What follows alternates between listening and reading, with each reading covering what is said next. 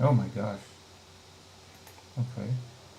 This video is brought to you by Squarespace, the best all-in-one platform for all of your website building needs. Hey guys, it's Celestia, and I've been discussing a lot of heavy topics on the channel lately. In fairness, that's for good reason. There's been a lot of heavy stuff to discuss. But I know it wears on both me and all of you to have so many of those videos and so few that are positive or fun. So I decided it was high time for me to fix that with today's. My commissions are currently mostly closed because of an incredibly busy schedule, but before the past year or so, I spent the better part of a decade taking a lot of them. For the most part, that was a really rewarding experience, and I got to work with a lot of really cool people and bring some really awesome ideas to life for them. There were, however, some exceptions to that. And more often than not, I found that those nightmare clients pretty consistently fell into some very specific categories, all of which are such unique brands of infuriating that I'm pretty sure most commission artists will know most of them well from their own experience. So to bring some fun back to the channel, it's time to roast the 10 worst, most comedically ridiculous types of clients that give every artist an aneurysm, while I draw them all for your viewing pleasure. But you can't get clients in the first place without a good portfolio to get their attention. So before we start, let me take a quick moment to thank today's sponsor, Squarespace, the best website building and hosting platform that I've ever used to make one. I've been using Squarespace for my sites long before I started working with them on the channel, and not one but two of my portfolios were built there, both my previous cutesy, super branded one and my current revamped, more professional one. Despite how different they are in almost every way, building both was just as easy, because they offer pre-built layouts for a variety of different commonly used site pages, the ability to duplicate pages and individual elements, and the option to add tons of different types of content, from text and photos to audio, galleries, calendars, forms, and more. And while I always recommend them to artists looking to create their own portfolios based on my personal experience, that's just one example of what you can make there. Squarespace has such a massive, versatile library of designer templates that no matter what kind of site you want to build, they have the perfect option for it. Or many. Even better, any site built on Squarespace can just as easily be turned into an online store, because they give you everything you need to do so. The ability to manage payments and inventory, handle shipping and fulfillment, and even boost your SEO to help you get more eyes on your site and more customers for your store. Which, by the way, can sell more than just physical goods. They make it just as easy to sell services too, like consultations, event management, editing, and even art commissions with all of their tools. A streamlined workflow, built-in appointment scheduling, email marketing tools, and so much more. They make everything just as easy for your customers as it is for you too, because they offer all the most popular payment methods like Klarna, ACH Direct Debit, Apple Pay, Afterpay, and ClearPay, and even allow you the option to send individualized branded invoices to specific clients, so you can start accepting orders from all around the world with just a few clicks. So whether you're an artist in need of a portfolio, an entrepreneur building an online store, a creator setting up an interactive blog, or a small business owner making a landing page, Squarespace is the place to do it. And you can find out yourself by going to squarespace.com to get your own free trial today. And once you've built the perfect site that you're ready to launch, you can get 10% off your first purchase of a website or domain by going to squarespace.com/DuchessCelestia, linked in the description. Thank you so much to Squarespace for sponsoring today's video, and please go check them out. Alright, now without further ado, it's time for the roster of very specific nightmare clients that have been plaguing artists for decades, and probably will for decades more. Starting with number 1, the micromanager. Look, I'll never hold it against a client if they know exactly what they want and want to make sure what you make matches that vision as coloring the animation for the announcement. I thought to myself, wait,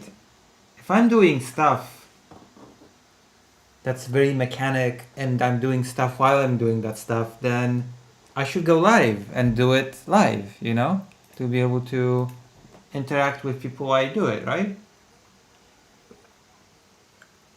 Also to demonstrate that I have survived last night.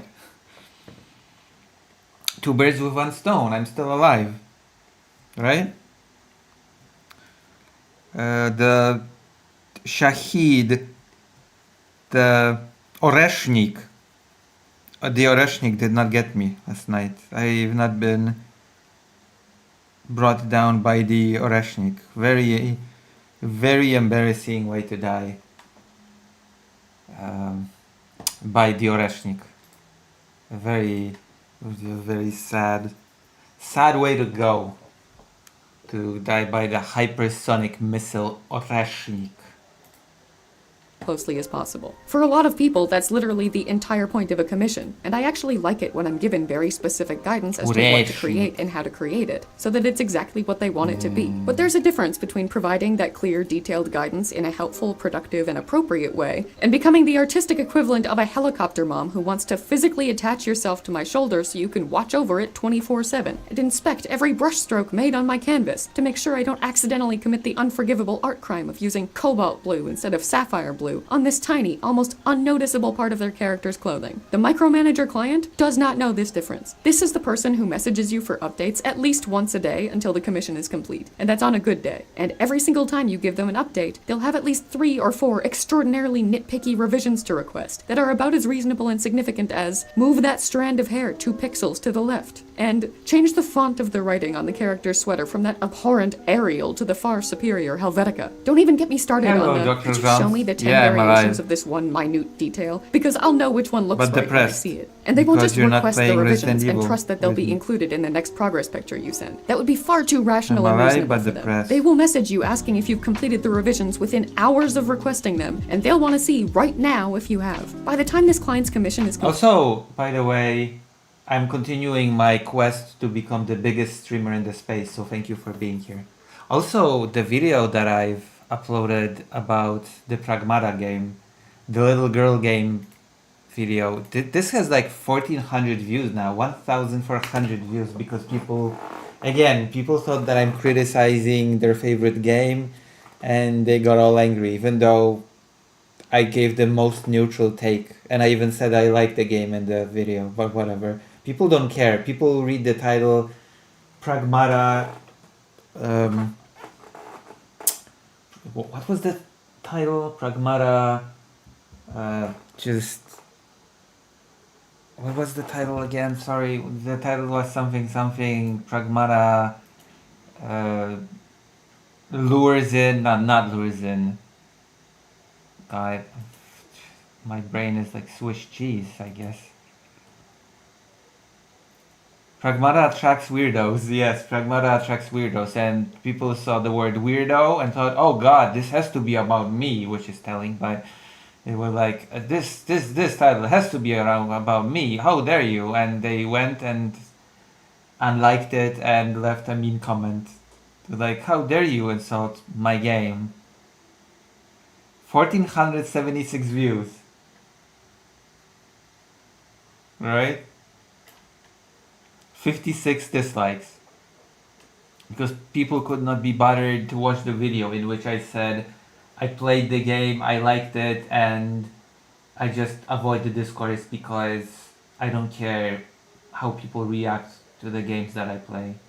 The most neutral, boring, safe opinion that you could have about the game.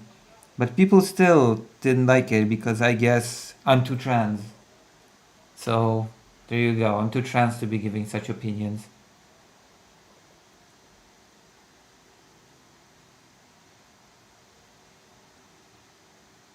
I know, right? It's just insane.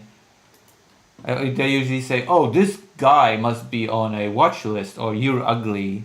I'm like, whatever device you made it on will have its entire storage space filled with near identical what does that progress have to photos do of with my it. video? And you'll be willing to pay them just to take it and please leave forever. This is the kind of client that makes artists create new commission rules just to avoid them. I would know because it only took 2 or 3 of these Yeah. before I ended up putting it in my terms of service that I would accommodate only a certain number of revisions. Also, it's not even about media literacy. All you had to do is have And I would provide updates on basic- specific amounts of progress and not on request. In fairness, those were basic rules that should have been there literacy, to begin with. But I was period. baby, and I learned the lesson fast. Still, though, if artists have to implement new rules just to mitigate your micromanagement because you're the artistic equivalent of that person who goes into Starbucks, orders a double blended venti caramel frappuccino with non-fat milk, light whip, extra caramel drizzle, 5 pumps of vanilla syrup, 5 pumps of white mocha syrup, 6 pumps of caramel syrup, and a double shot of espresso in a caramel-lined cup, and proceeds to watch the barista make it and correct every single thing they're obviously doing wrong while making it because you know better. You might want to consider that you're the problem. Number 2 and 3 on the list, though, are proof that both ends of every extreme can be equally infuriating. The client that gives you absolutely no direction at all. Known for their iconic, I'll leave it up to you, you're the artist, and whatever you think looks good. This client is both 2 and 3 because they fall into 2 subtypes. The one that actually means that and genuinely has no preferences, and the one that most definitely has a lot of preferences. They just either don't know how to communicate them, or they don't actually know what they are yet and are operating on the I'll know it when I see it system. The first one isn't on the list because they're actually doing anything wrong. It can actually be a lot of fun to work with someone who only has a vague concept concept that they want you to interpret and create based solely on your own judgment and stylistic choices. And they're obviously not in the wrong for saying that they have no preferences and want to defer to yours if that's actually true. They're solely on the list because every time I get a client like this, I have two equally intense reactions simultaneously. This is gonna be so much fun, and oh my god, no. Do you have any idea how much pressure that is? You're trusting my judgment? I don't even trust my judgment. I got customers like that when I worked at Well, Starbucks. then you shouldn't accept commissions if you don't trust your judgment. Boom!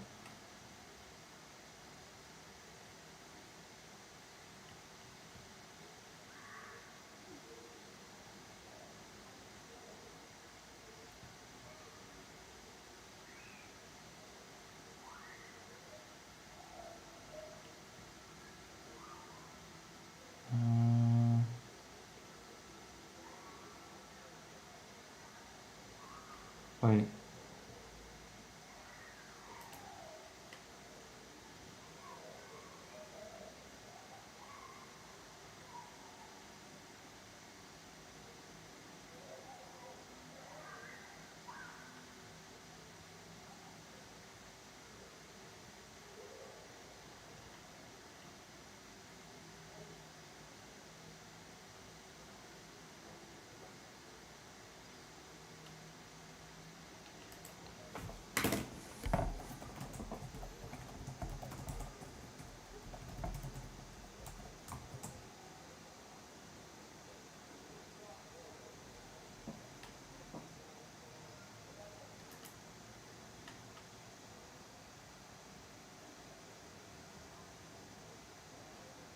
Oh.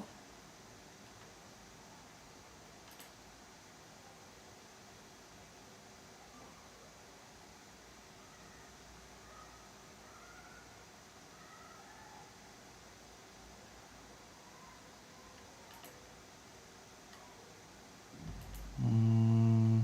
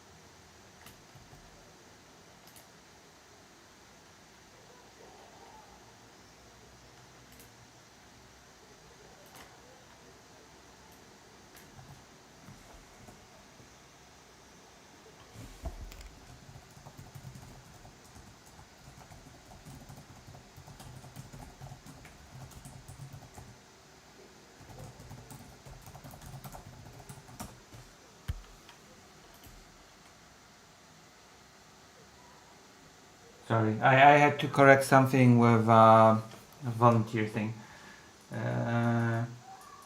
Lucy, more than one strand hair to the pixel to the right. I don't listen to you. You don't pay me for this animation. Can you do my fiction next? I'll send you a pic. Yes. Wait, you want me to do an animation or what? I'll only take Lucy several years to get your column done. I'll do it now. I'll actually do fake Alec Parker's commission on stream. It's difficult. I'm doing it along for a fake Alec Parker because it takes. Okay, I'll do yours as well now, Dr. Jones. Calm down. You wanted something animated, right? What did you want? You wanted did you want? I think you wanted an emote.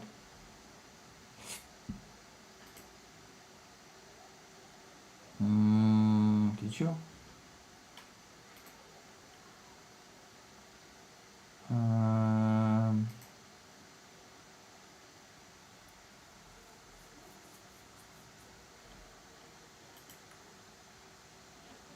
Calm down. Relax. Okay? I'm doing my best. too, that would just say, like, surprise me. And internally I was just like, oh my god, please, no, I have no idea what you like. Do you realize how stacked the odds are against me being able to give you a drink that you don't hate? Usually I'd be able to pry some details out of them as to the kind of drinks and flavors they preferred, and use that to make them something they at least outwardly enjoyed. And that's usually the case with these types of art clients too, who generally provide similarly vague but sufficient supplementary guidance. But the pressure is still immense until you get used to working with them. The other kind, however, is on this list because they suck, albeit not always because they're intent. That's, you know. Listen, girl failure stuff is popular.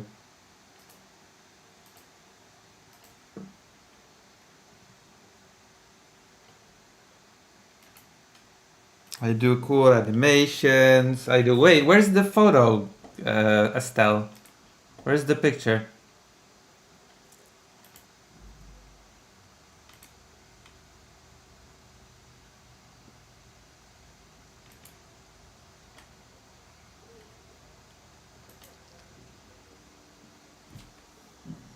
Give me a moment. Your moment has passed.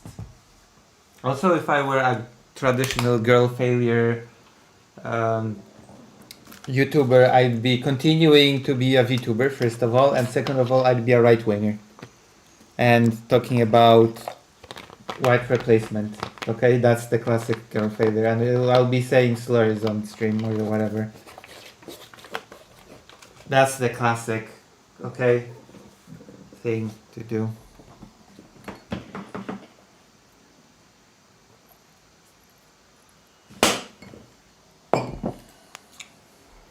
I only accept this picture if you look like that girl from those videos. Oh my god, Estelle, you look like those. I'm sorry, I have to show you, okay? You look like that girl from those videos that I've been watching lately. I have a short open, so I'm gonna show you. Wait, I'm gonna show you. God damn, you look like that girl. Can we have a and you have the facial expression of that girl. talk? I feel like you want to put your body on my body, but I only see you as a friend. Yes, I do. Why the hell would you think that? Just kidding. Kidding. Just kidding. I like burgers too. It's really cool. I've never felt more connected to anyone in my life. Yes, You should take you a look bite like of the this girl. pancake and then you put your mouth on my mouth and put the You're pancake doing the very shocked expression. in your mouth and my mouth. Just so we make sure we get the same amount of pancake because we're splitting it. As friends. Don't worry, I'm not mad at you for making it weird. It's okay, we can still be friends. We can still hold our hands as friends. We can still Lady in the Tramp our food as friends.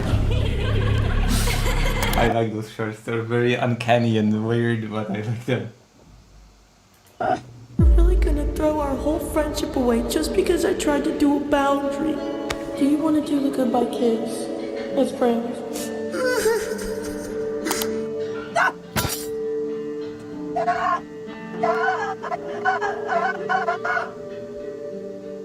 Can we have a I like these videos.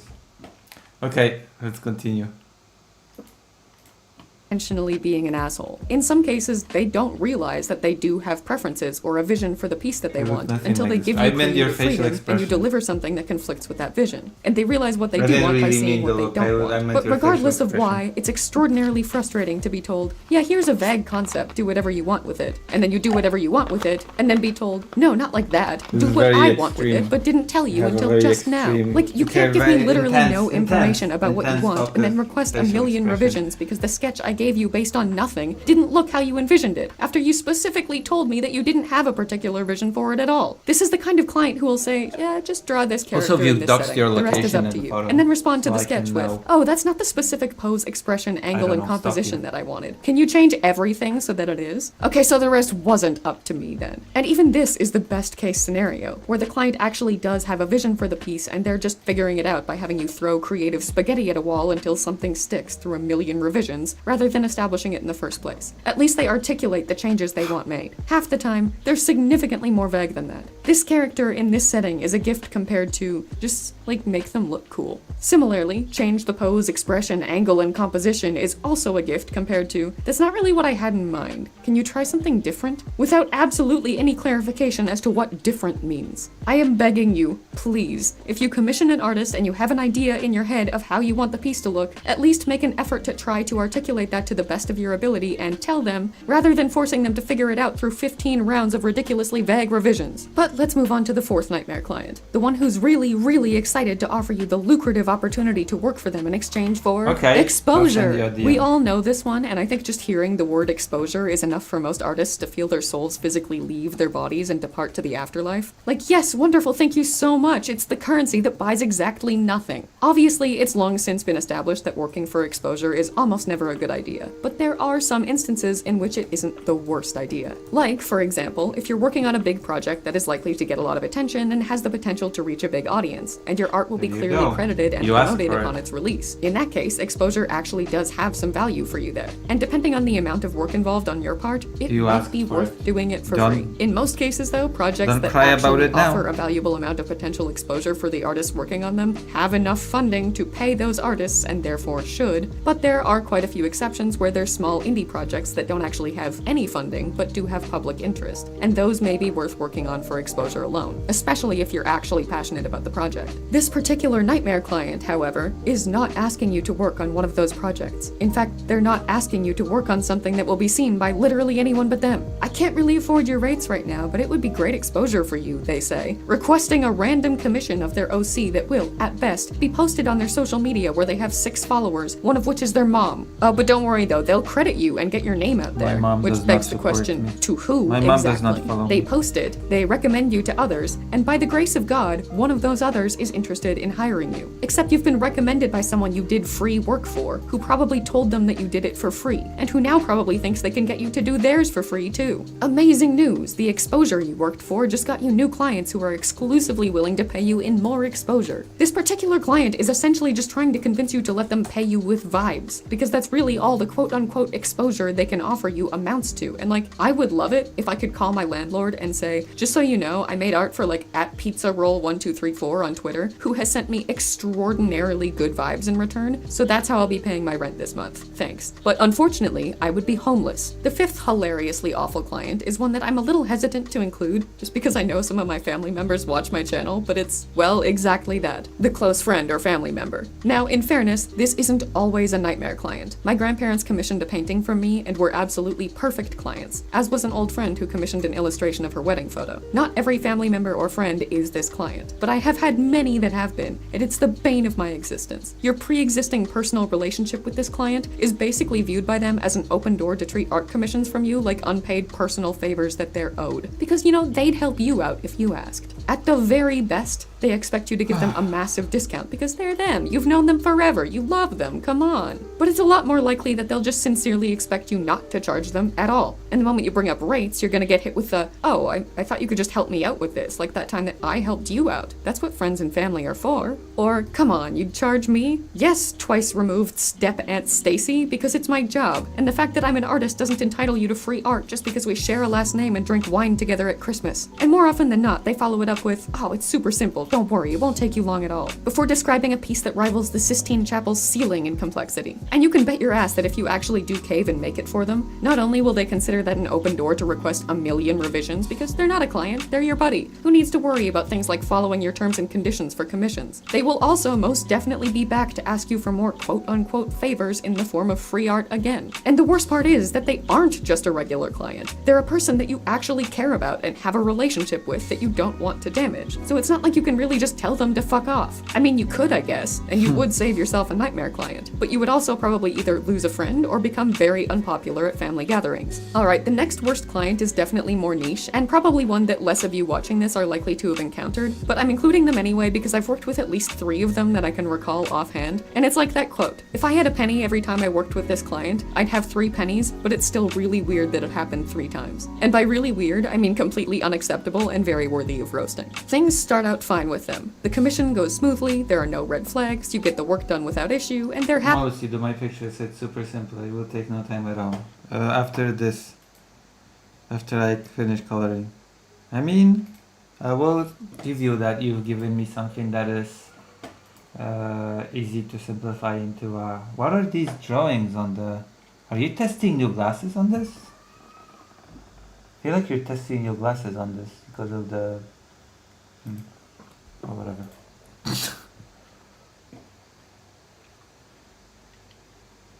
Whatever.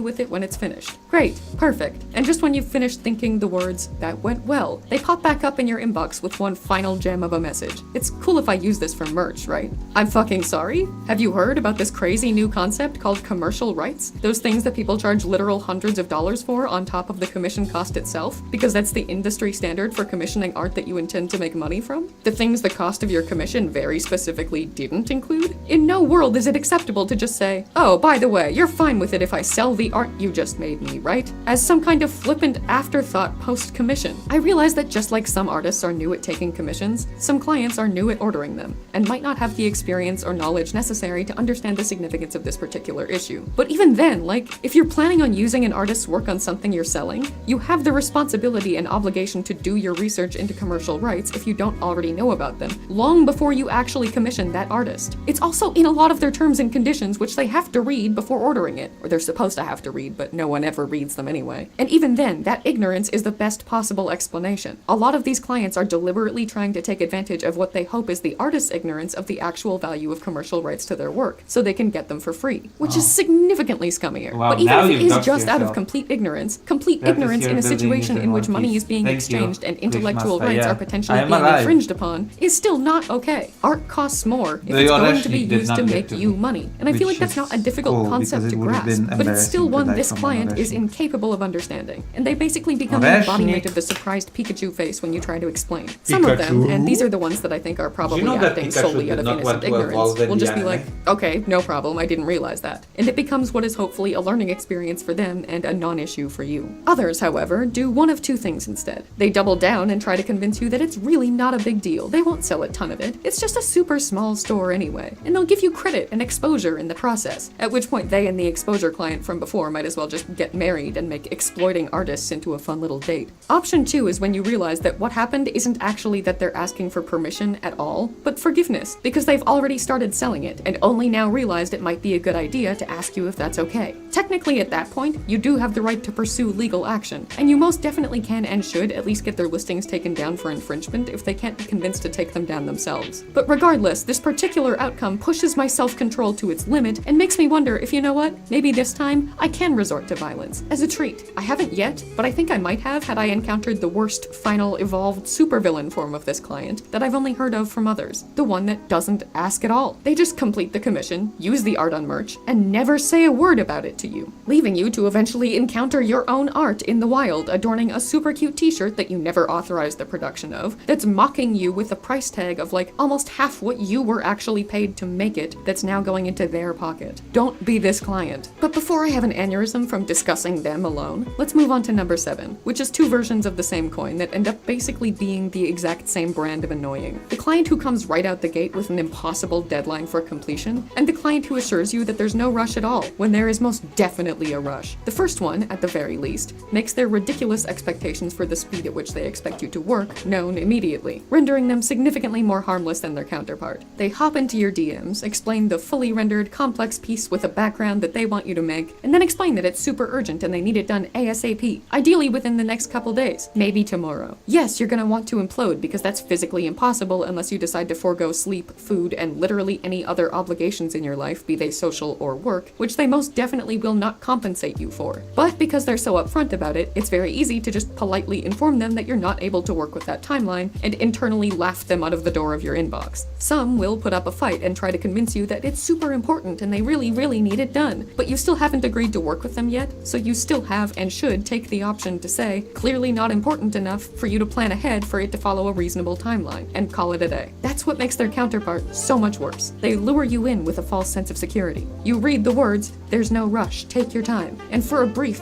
beautiful moment, you think you're interacting with a reasonable human being, so you accept the commission, which you will regret within less than 24 hours, because that's the longest it'll take them to send you the first message of, "So how's it going?" Something that will be followed up by so many, "Any updates?" and "Do you think it'll be done soon?" and "Have you made any more progress?" that you realize no rush was as big of a lie as any YouTuber telling you that you should definitely buy their new cryptocurrency and you'll be bathing in a Scrooge McDuck bathtub of cash in no time. And now you're stuck with them until it's done, because you bought it and you accepted the commission. Now, number 8. To explain number 8, let me tell you a fun little story about my recent trip to the grocery store. I'm at the till, minding my business, waiting for the guy in front of me to be done so I can check out, and the cashier has finally finished scanning his 800 items before she makes the ultimate mistake of scanning this one single banana. This banana immediately becomes the biggest problem facing human society in the eyes of the man buying it, because it costs 10 entire cents more than it did the last time he bought a banana there. Now, I would get it if this was a poverty thing, because I've been in that position where 10 cents genuinely is the deciding factor for whether or not you're able to afford the thing. But as I said, the number of items of his the cashier had already scanned was massive, and they were not all necessities. It was everything from cases of soda and 3 different types of specialty cheeses to a Pokemon card box set that I know cost $35 because I wanted it and couldn't get it, and this neon sign Bluetooth alarm clock that actually looked really cool. Point being that it didn't seem like the issue was that he couldn't afford the 10-cent difference. It was just that he didn't want to pay it as a matter of principle. Once what felt like 5 minutes of trying to convince the cashier that the price was wrong had failed, he resorted to saying, "Look, it has these brown spots. It's not a prime banana. Can't you just take the 10 cents off as a discount for that?" And at this point, I feel like an independent corner store would probably have just agreed to that to get this man out as quickly as possible, but it was a Shoppers Drug Mart, and that's a massive corporate chain where employees are very strictly not allowed to bend the rules, which the cashier told the guy, who eventually finally acquiesced and paid the 10 extra cents, but not before going back to the fruit section to exchange his banana for one without brown spots. The brown spots that weren't a problem to him before the 10 cents debacle, but suddenly became a huge one when it was a convenient argument to make, and then his final hill to die on. My point in telling this story is that this man, he is the 8th worst art client, and he is so common. The client that asks for your rates, hears your rates, and then decides that they're actually just a loose guideline that's open to negotiation. Could you do it for half that? No, actually, my prices aren't negotiable. Well, okay, what actually is a half-body portrait? Like, where do you draw the line? What if you drew slightly less of the character than you normally do for a half-body? Like, just below the boobs. Could you charge less then? What if you draw one of her hands behind her back? That would save you time, so that should be knocked off the price, right? And so on, until they are literally arguing, can the number of brown spots on my art banana correspond with the dollars removed from its price? My favorite is when they say, okay, what if you remove the background? Because that is one thing I actually do accommodate, since I charge for backgrounds separately from the characters, at least in most cases. It's my favorite, very sarcastically, because the moment the commission is done, they then sneak back in with a, could you just add like this super simple thing in the background? It won't take you long, I promise. No, I cannot, Banana Man, because once the simple thing is done, you'll want 10 more, and then it'll just be a free background. What's even funnier is that at least 50% of the time, if you keep pushing back and refuse to budge on your prices at all, they don't say, okay, no worries, thanks for your time, and back out of the commission. They just pay your actual rates. Because they could afford them the whole time, they just wanted to not do that if that was an option. The 9th worst client is also a price negotiator, but in a uniquely manipulative way. They use guilt tripping. This client always has a tragic backstory like a Mary Sue in a badly written fanfic.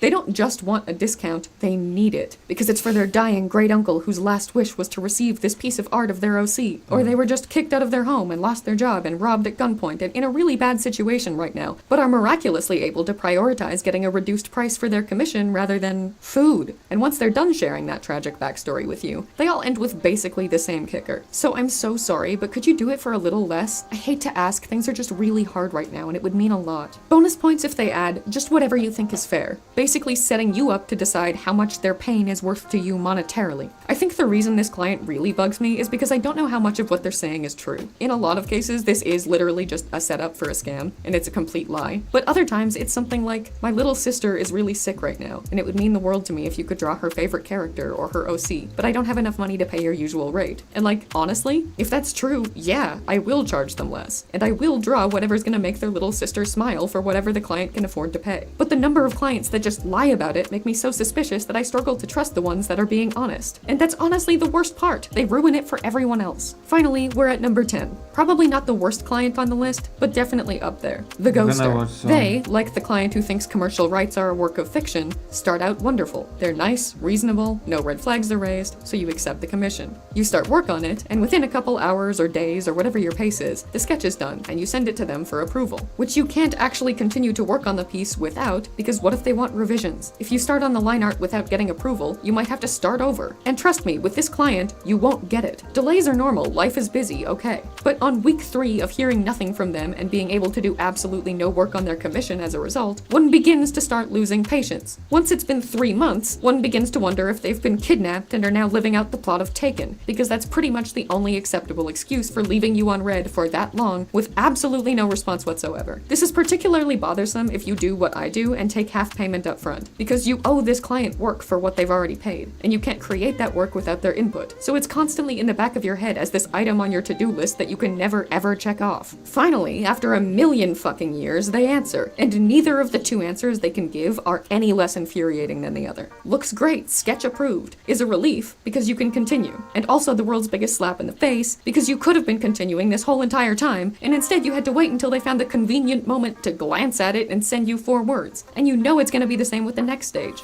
Conversely, looks good but could you make these revisions means you can take solace in the fact that maybe part of the reason they took so long was because they were considering what revisions they wanted. But you also now know that you're probably gonna have to wait another eon for them to approve those revisions before moving on to the next stage, which will probably prompt more. And now you're looking at a timeline of several years just to finish something that would have taken a month at most if they could just communicate like a normal human being. But those are just my top 10 worst clients. I am sincerely so excited to hear about yours, so please leave them in the comments, because I know I've barely scratched the surface. It's very therapeutic. Bigot slop content, okay? Are you ready?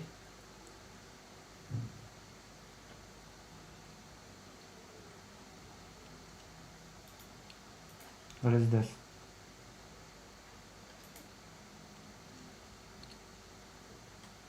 What if I told you the best way to become a good artist is to study how to be a terrible one? In this video, I'm going to walk you through the 15 rules to stay bad at art. And the reason I'm framing it in this way is because there's this concept called inversion thinking, which I found to be incredibly useful for helping me get unstuck and guiding me to achieve the goals I have in both art and life. It's based on a simple truth. Our brains are better at spotting problems than coming up with solutions, because it's how we evolved, wired to detect threats of. As if I told them that I was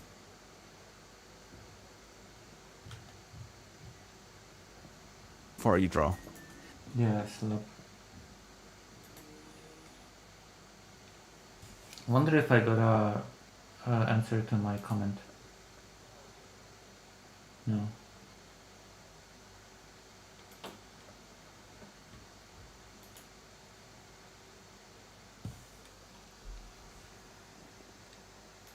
Okay, Blair White, the TikTok monger. Let's see if she did something new.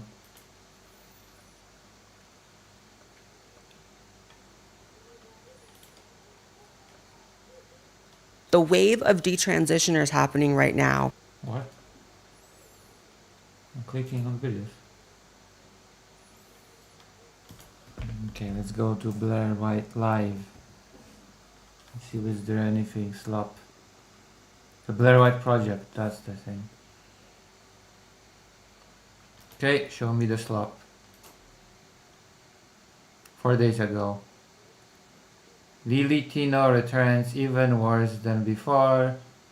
Billie Eilish woke performative final boss.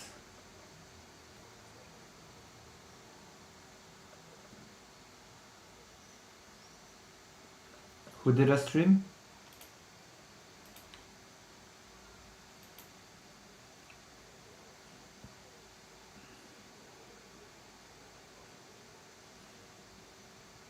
Okay, we're gonna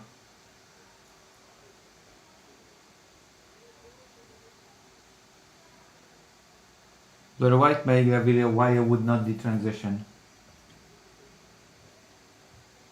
Let's watch. The obvious answer that I guess anybody reasonable should give is because I'm a woman and therefore I will not detransition. But I wonder what Blair White will say.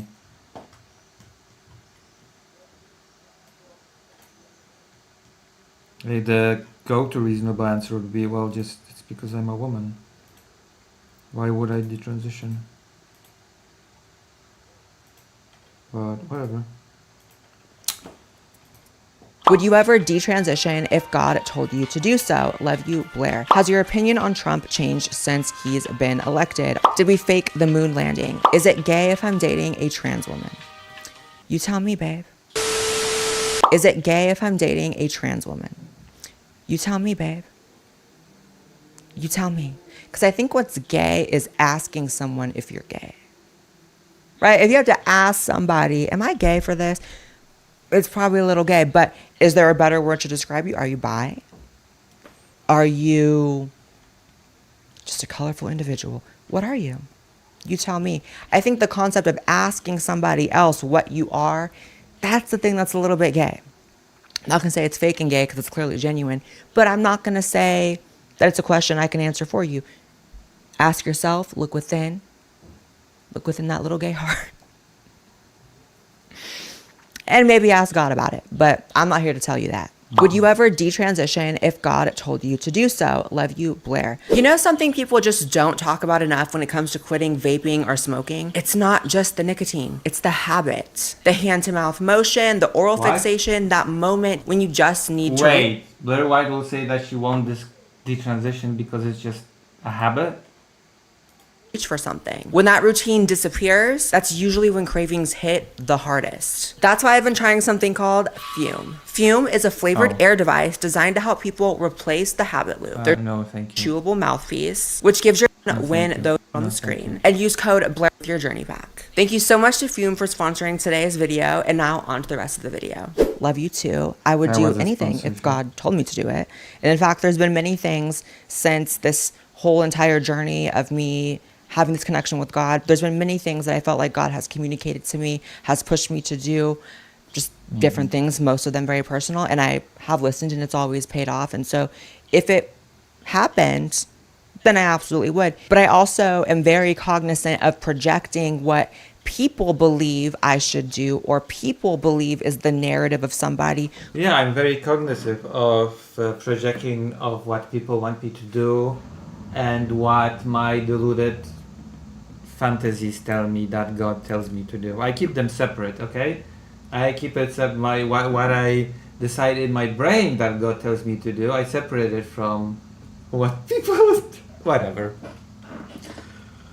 Oh my goodness. Who is a Christian? I never want to project that onto God. So for me, I do not believe that God requires me to go have... Instead, I project my personal delusions onto God instead of projecting other people's. That's true. God should tell you to be really nice to other trans people. Plastic surgery, which is what detransitioning is, at my level, especially. I do not believe that God requires me to have plastic surgery to now be a follower of Christ, to not have a personal relationship with God. If that was a barrier to having a personal relationship with God, I wouldn't have been able to form it. So that's number one. And number two, and this is no judgment to other people who, as part of their own relationship with God or their own understanding of God or the Bible or Christianity, that they do detransition. I think that that is amazing for them if that's something that has improved their life spiritually with their health and with their, path in God. It's not something that's part of mine. It's not something that I foresee being a part of mine. I'm a big believer in the fact that everything about my life as it is now, God has had his hand on. God has directed me. Why don't you extend that to others then? Like, are you saying that that's not the case for others? And it's not to say that I transitioned because of God, obviously, but if I detransitioned, if I went and altered my body, detransitioned, got plastic surgery, I don't feel like I have to go take on all these health complications of detransitioning, for which there are, and that's a very uncomfortable truth. I don't feel like I have to go and cut my body up again to prove that. If that's what it takes to prove it to people, good thing I'm not trying to prove it to people. But I also am a person who, because I'm remaining humble here, I'm a person who is in a continual progressing and ever evolving relationship with my Savior and with God. So I'm not going to sit here and say that Blair I'm White, the famously humble person. Hello, and Slop Lucy. Hello, Simon, Pierre, Dubay. Thank you for being on this journey of me becoming the biggest streamer in the space so that I can be the non-problematic streamer. Thank you. Thank you very much.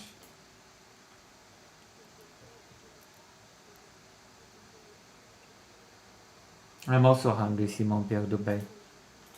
I know the future. I'm not going to sit here and say that I know what I feel now is what I'll always feel, because Lord knows, literally Lord knows, there was a time where I didn't even necessarily believe in a God or the Lord. And so it could evolve, but I'm not pushing myself for it to be there. I am definitely not being pushed anywhere by human beings, by people, because I know the difference between human pressure and, you know, and my pressure from God, which doesn't feel like pressure. You know what I mean? It feels different when it's from God. Every time God has nudged me or pushed me or encouraged me to do something in my life, it's been a beautiful experience, and it's never felt like pressure. It's never felt like do this or I'll reject you. It's always felt very godly. So I don't conflate the human pressure with God my pressure, own basically. delusions. Has your opinion on Trump changed since he's been elected? Obviously, that's a big one. Everyone asking me, do I still support Trump? What do I think thus far into the administration? So have my views of Trump changed? I think more so my views of the system have changed. My views of left versus right have changed. My views of what a president is actually capable of and how much hope you should really have when you elect a president, when you vote for a president, that has all changed. And I hate to sound depressing or black-pilled, but it's more so like all the things I really, really have disagreed with Trump so far, thus far in the administration, which you guys know has been things like the handling of the Epstein files. It's more so my belief in the effectiveness of this like polar political system that has been ultimately shattered. And it was hanging on by a thread before Trump was elected. So it's not as if I was always some like big believer in it. But that's why most people came to Trump in the first place, because they thought that he was coming from outside that system. And so it has been in multiple ways disappointing to see him become that system, to take orders from that system, and to do things that I consider part of that system. Are you an agent of Israel? Absolutely not. I have never been paid. Let me just make this clear. I have never been paid by even my own government, nonetheless a foreign government, to post an opinion, say a thing, do a thing. I've never been flown out to a foreign country. I have definitely turned things down. I have definitely, you know, understood over time how many of my peers are bought by different countries, which has been the craziest thing. I feel like I came into this so naive. Like, I've been doing political commentary on the internet for a decade now. Fuck me. And I guess I just assumed that like more people than not were genuine in why they said things, and, you know, held opinions that were their own and written by themselves, not genuinely stupid. You know, I believe it's genuine. Groups that they're a part of, telling them what to put out. Like, I have never and will never take money from a foreign government. What Blair White would choose between Trump and God? We should ask her that question and ask her to make a video about it, actually. That would be very illuminating. Government, or even this government, to post an opinion, say a thing, do a thing, hold a view, or push something on anybody. I am a free agent, and I'm just me. Would you ever adopt? I am going to say question mark. I have come a long way in my views of like what children could or would look like for me in my life. You guys know I can't have biological children due to transitioning, which I am actually at peace with. I'm actually fine with. You know, I'm a big believer in like my path is my path, and if I was supposed to have biological children, that would have been a different world for me. I think that there is a part of me that feels that adoption could be in the further out future for me, because I feel like I've met a lot of orphans in my life, you know, and I'm not talking crap on orphans. I don't want anyone to feel bad about their life or themselves, but I've never met an orphan or somebody who's grown up without a family that hasn't suffered immensely, that hasn't had a really tough time in life. And so I think it is the most godly, the most positive, the most humanitarian thing, that if you're looking between, you know, spending $100,000 on IVF or anything else to get biological kids of your own, if you can adopt and give a child who would never have a family, I personally would opt to do that. I also just, you know, have come kind of far on my views and my opinion on the ethics of things like surrogacy and like paying a woman to give birth to a child and then taking the child from that mother. I just don't necessarily believe in that. And yeah, that's not it's no hate to anyone out there, obviously, who has made a actually different just choice and between has the done people that. that decide It's to no do it. shame, and I hope your family is healthy and beautiful. It's just that for me, that's a sort of moral boundary for me that I would not cross myself. No judgment. It's just not what I would ever do. So I think it's safe There's to a say moral that if I ever judgment, did, then it would there be is some through judgment. adoption. What is the biggest misconception people have of you? Oh my God, there's a few. People And by think you're few, I mean a intelligent. lot. I think that's a pretty big Despite the fact that I've shared misconception. so much over time, I'm a very private I person. feel like it's the biggest misconception that people see you as an intelligent person, but Very few people on the planet know my life or what's going on. I think there's a big misconception that I'm like a more sexual person than I really What? am. I know that sometimes I can dress in a way When did that that maybe communicates misconception come that, and so from? that's on me. And I I don't know if you know. did not have that misconception at all. To be quite honest, I never seen Blair White as very sexual. To be quite honest with you, I'm not gonna lie. I'm gonna be honest. I've been trying to change up how I dress. I know today's not a good example. It's a bit much of cleave, but you know, there's some sleeves. I've been trying to change my wardrobe a little bit because I realized maybe I do communicate that a little bit with the way I dress. And then also I think the trans thing gives people, a lot of them trans thing? filter it through like a sex or a sexual lens, which for me, That's it's a so weird- not. I'm actually the least sexual person I've probably ever met in my life. I'm not going to say I'm asexual because I'm just not trying to add a buzzword here, right? And I do have attraction to men, so I'm not asexual. That's a However, very weird self-report. The trans things that to the sexual. I'm about as close to asexual as you could be without being it. I really am. People also think I'm very rich, and I am financially comfortable. I am not rich. Still waiting for that payday, but not rich. There's a lot about my background, my family background, and kind of what I come from in my earlier life that I have not talked about publicly because I don't want to open up a lot of can of worms. But I've lived if you think like the trans portion of my life or the YouTuber portion of my life or the public figure portion of my life has been the colorful part or the crazy part or the interesting part, really that first part of my life, that first quarter, right? 1 to 18, that was in many ways a lot more interesting in ways that are kind of dark, in ways that are kind of hard to understand. Okay. And, you know, I'm not the kind of person who wants to necessarily have that thrown in my face. So I've been very private. So I think the misconception that I've had a very easy life is out there. No. Did we fake the moon landing? I don't think we faked the moon landing. I think we faked the moon landing footage. That's currently where I'm at with it. I do think that we have the technology to get to the moon. I think we've had it for a long time, but I think it's kept very under wraps. And I think that the moon is likely very different than how it's described to us and what's been told. And I think the footage is fake because you just got to watch it. All you really have to do is look at the footage to know it's fake, and that's fine. And it's like all things in space. Every image you see of space is just a composite. It's a Photoshop. The boys made fun of this bullshit with Soldier Boy saying moon landing was fake.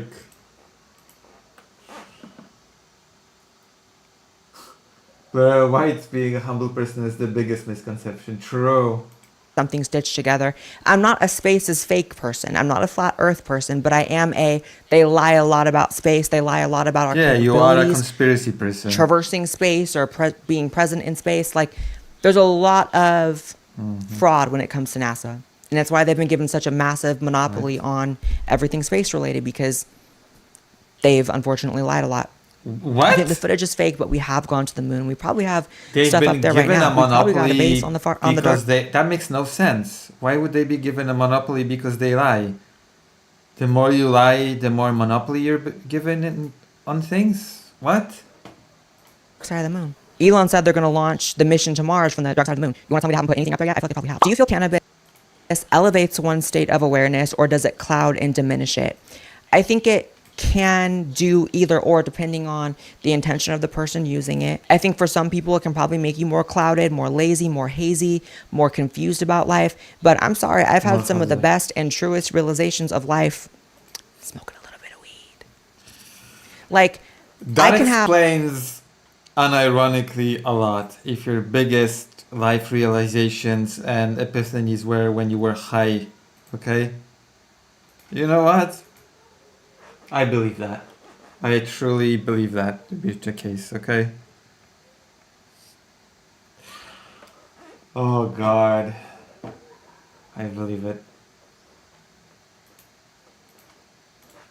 I can have a realization that is so profound and crazy that I would have never thought about in a sober state of mind. Go research it, it's true. Like, I can just figure stuff out, and then I go do the research when I'm sober, so it's not like I'm coming to a false conclusion. You can come to false conclusions on weed, but you can also kind of put things together that maybe in a sober state of mind you wouldn't put together. So it's all about your usage. So head to tryfume.com/BlairWhiteProject or scan the QR code on the screen and use code BlairWhiteProject to get your free fume topper with your journey pack. Make sure you subscribe to this channel as well as my podcast channel. Follow me on X, Instagram, TikTok, etc. And I will see you in the next video. Bye, guys. Oh God, okay, that was boring. Okay, let's see.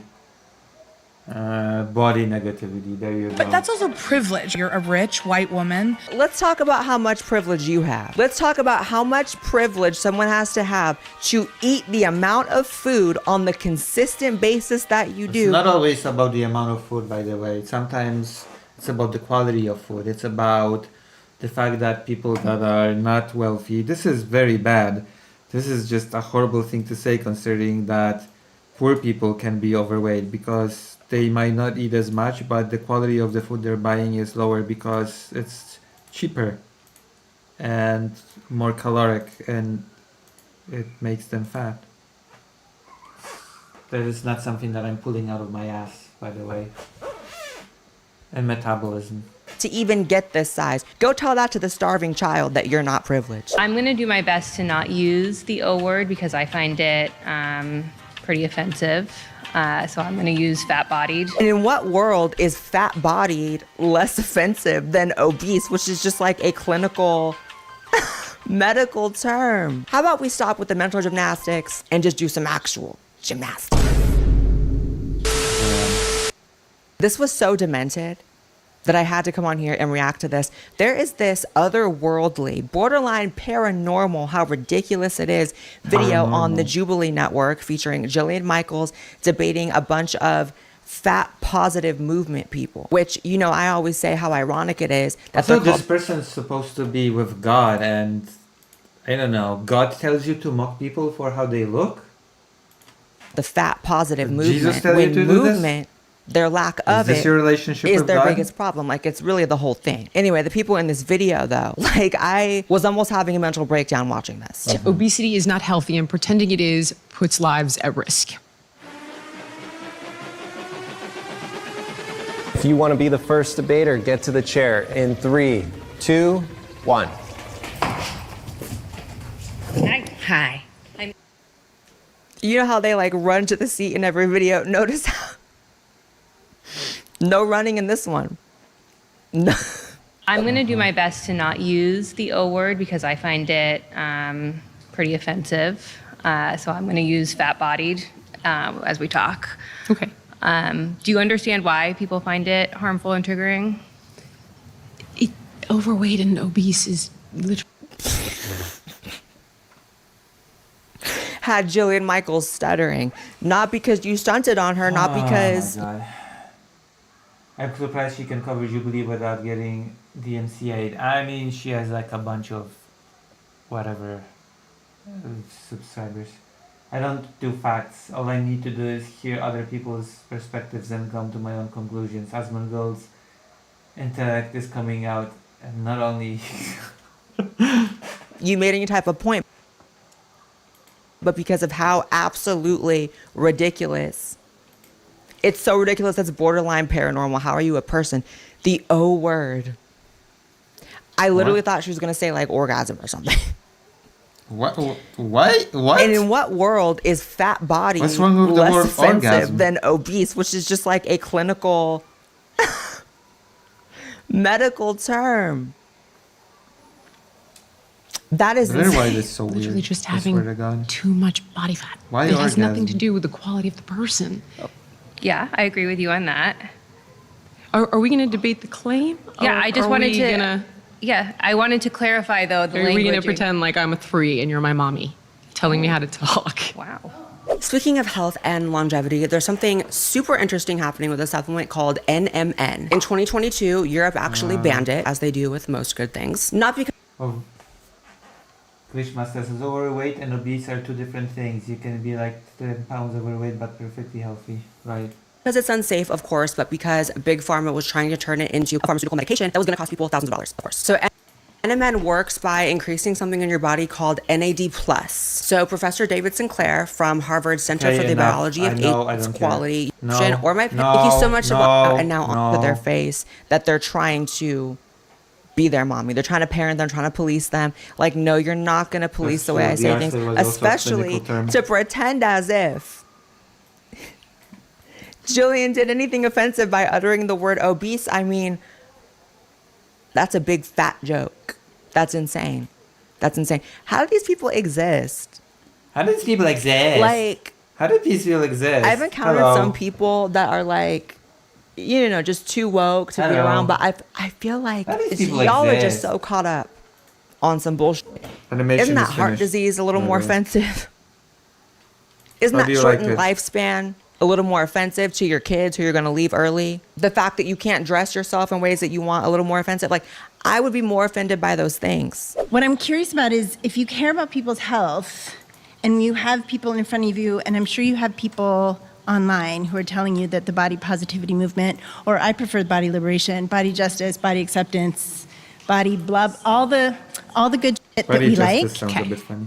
It's just all words. Body This justice entire sounds a bit movement is clearly just the most elaborate technique to avoid hearing things that hurt your feelings I mean, that's ever existed. Like, what's wrong with not hurting people's feelings? Okay, I'm gonna be the one to say it. I'm gonna be. What's wrong with saying things in a way that don't hurt people's feelings? Okay, what's wrong with that? Like, you can achieve positive results without having the need to hurt people's feelings. There you go. Like, is your goal for people to be more healthy, or is your goal to hurt people's feelings? I guess I will ask that. What do the characters mean? It's like an sound effect for smile. Nico. You write it as Nico. It's a sound effect.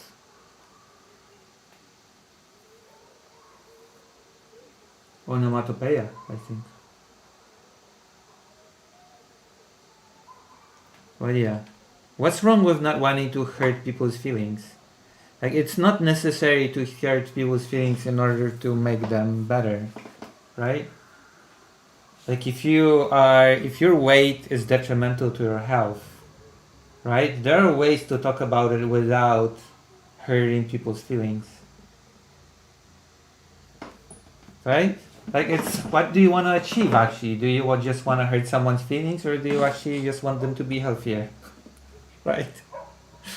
It's not that complicated. Polyphonica says they want to be able to make fun of people for not being aesthetically appealing to them and use health as an excuse. Yeah, that's true. don't overcomplicate it. Just say, I don't want you to say things that hurt my feelings. I don't want my bubble burst, my big ass bubble. I want to stay in my big ass bubble. And that's fine. But then to go on and debate a health expert, someone whose job it is to know about these things, you should have just stayed your ass home and ate those chips. Wait, nobody's debating health experts. Like, what do you mean? Nobody's debating health experts.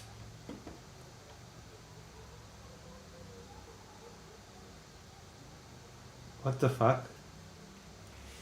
Who's debating health experts?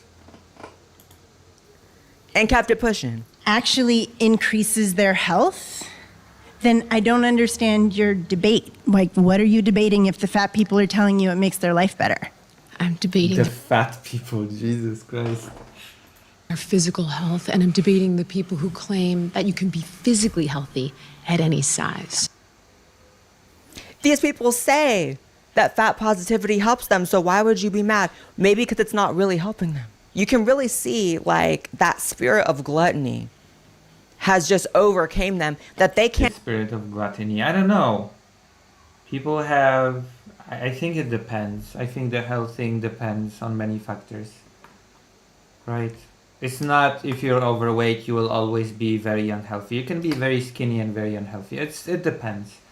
That's a thing between you and your doctor. If you're feeling unwell and you happen to be size plus, then it's a thing between you and your doctor what to do with it. And if the size plus thing is even a factor, because people always assume, but that's not always. Not all health experts are educated on people's weight and diets. Naturally, you see a lot of family doctors don't study nutrition. Right? Yeah. Can't even conceive of there being anything more to life other than if it feels good, Someone you said a great segment on eating disorders. if it sounds good, if it makes me happy. It's a lot more to life, sweetie. But that gluttony. I don't know. Food is actually one of the biggest pleasures in life. I will stand by it. I feel like in my final, food is definitely above sex for me when it comes to what's. Yeah. Food is one of the biggest. So I don't know. Like if you're gonna be a bit overweight in life, but overall you're gonna be living a happier life, then you only live once, right? Even if it's a bit detrimental to your health. Life is unhealthy. Like there's this saying in Poland, life is unhealthy. Maybe it's not just a Polish thing, but or that, oh yeah, this is unhealthy. Well, okay, life's unhealthy, but we only live once, right? It's like if we just avoid anything that's nice and fun because it's a little bit unhealthy, then what are you even doing? Like you can sterilize your life and only do the things that are completely healthy and not detrimental at all, but you'll die anyway at some point, and you know, you have to be able to live a life that's actually fulfilling in some way, and to do those things you will inevitably do things that will not always be the healthiest, but they will elevate the mental quality of your life in some way. It will give you, I don't know, pleasure.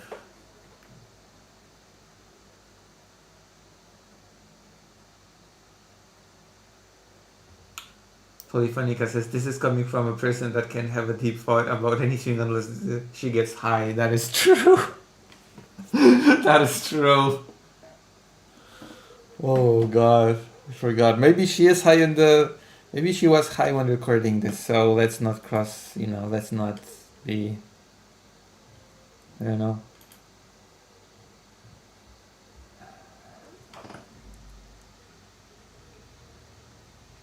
Let's not be too much, okay? Demon inside of you is going to just run a good bad filter, Demon. never a true false filter, just a is it good or bad, does it make me feel good, then I'll do it. I'm sorry, that is a legitimate way of seeing the world for those who actually realize that there's no mega heaven after, and that we only have the thing that we have now. We have the life that we have on this earth, and yeah, if it's good for me, if it feels good, it's actually a legitimate consideration when doing things. Unironically, okay? What do you want from me?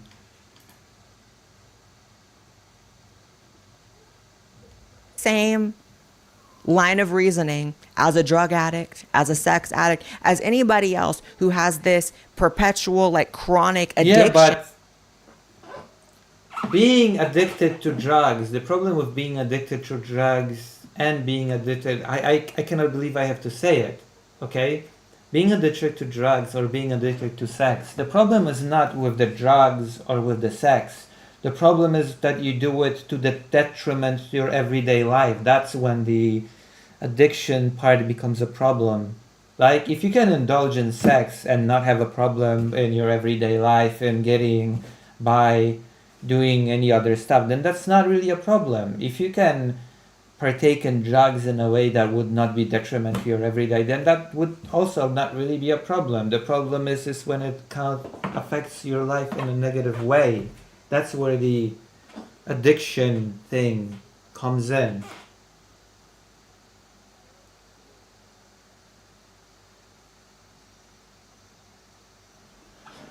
Stella says, what if eating makes them feel bad and they do it anyway? Like, their lives aren't as hedonistic as she makes it sound. Necessarily. I mean, that's true. That's true as well. But I'm just here to make a case for saying, you know what?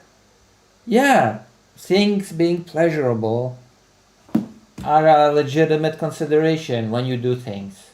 Like, there's nothing wrong in doing things because they feel good. It's like, what a silly notion that it's bad to do things because they feel good. Oh, it's a sin.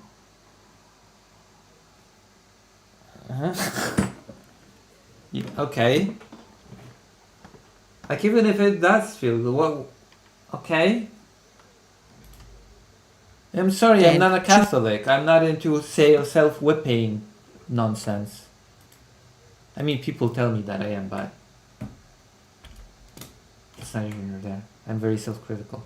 Something, whether it's drugs, whether it's sex, whether it's an activity, or whether it's stuffing your face. It just so happens y'all want to make that your identity and then act. What? No. Like, it's always the argument from the right. You want to make X your identity. Just because we remind you of this thing in every single moment of your life, and just because we attack you on this thing every single moment of your life. No, it's just you trying to make that into your identity. Wait, maybe if you'd lay off, people would not talk about it as much.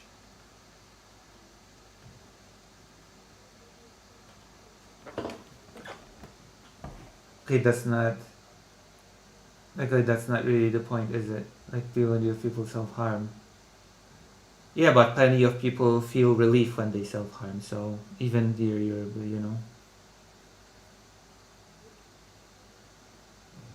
I'm not sure where you're going, Estelle. Are you talking to me or Blair White? But plenty of people feel relief when they self-harm. Plenty of people said that they felt a relief from a thing that they felt when they self-harmed, so.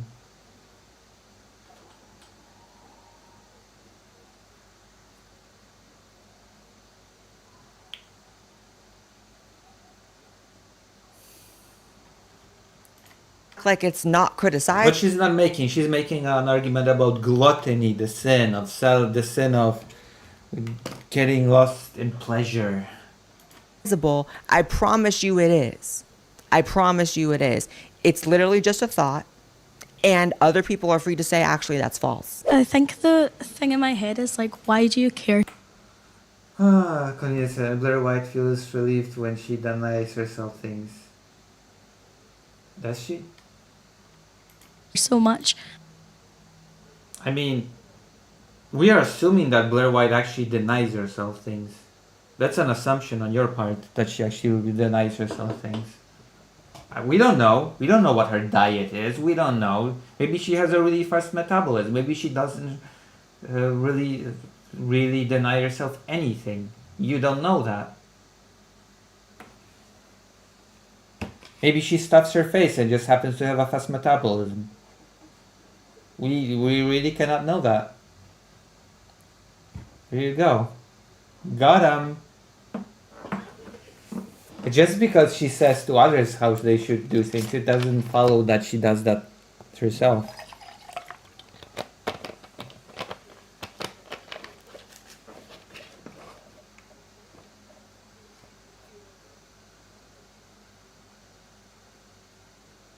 Yeah. Yeah. And what I'm saying is, okay, even if, and my argument is, okay, even if people feel unbridled enjoyment, so what? Okay? My argument is, okay, so what?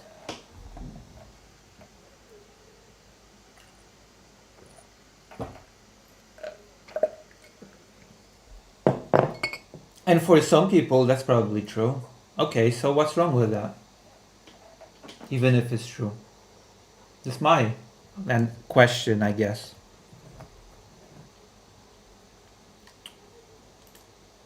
About someone else's body in order to Personally? like try and argue against body positivity. She's a health and fitness expert. It's what she does. Why do you care so much about this topic? Well, she's famous because of this topic, for one. And do I need to even say much more? Like, not really, right? Like, say someone's like fat, obese, whatever, walking on the street, that doesn't actually affect you as a person. Totally right. So I don't understand why you would feel the need to fight for people that are arguing for that person to feel validated as a person. I'm not arguing for the person I don't know. However, there are people that do want help. Right. Not everyone wants to live in this insane, alternative, fat-ass world. That's not what Not everyone wants to live in that big lie. That's not what the dietitian said, in my opinion, by the way. Like, there are people that want to have their body in a certain way, and she's there too. I'm being very charitable. But I think what the dietitian is saying is, okay, there are people that want to have a certain physique, and I'm there to help them achieve that physique.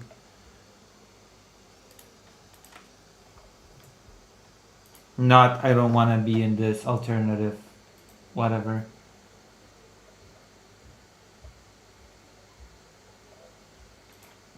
Right. And so when y'all lie about things like health and fitness, it's important for people like Jillian and just the average person to correct those lies so that people who are not interested in lies don't hear that and take it as true.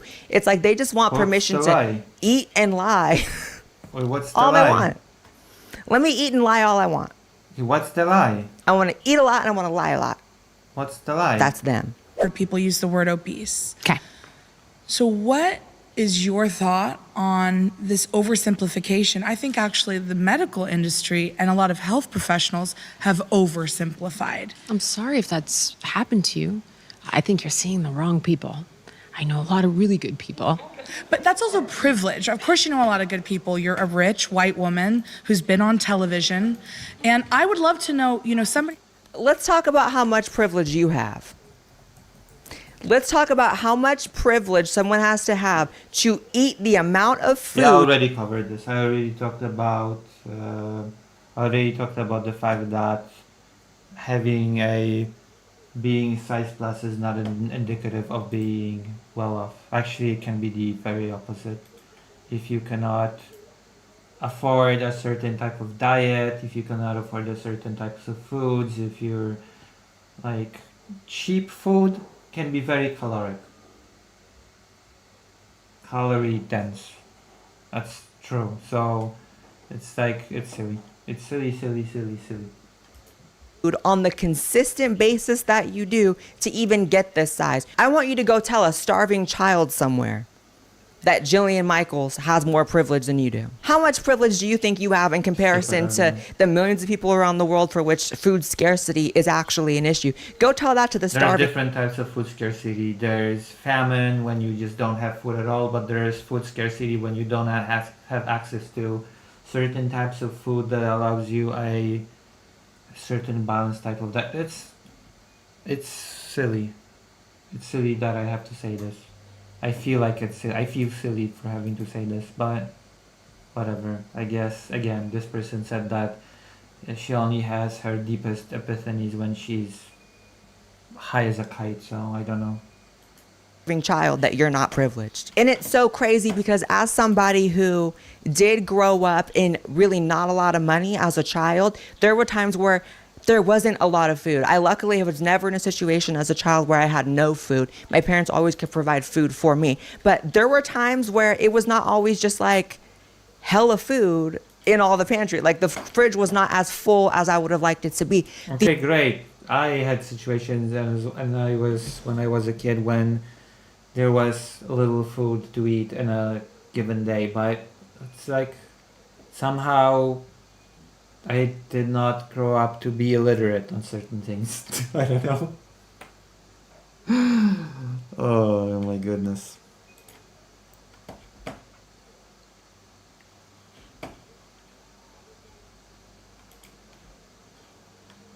The idea that you have enough food to eat yourself to this big and enough privilege to not have to do anything in life, move enough to counteract those calories, like you're just at home chilling, eating as much as you want. That's privilege to me. That's an assumption on your part.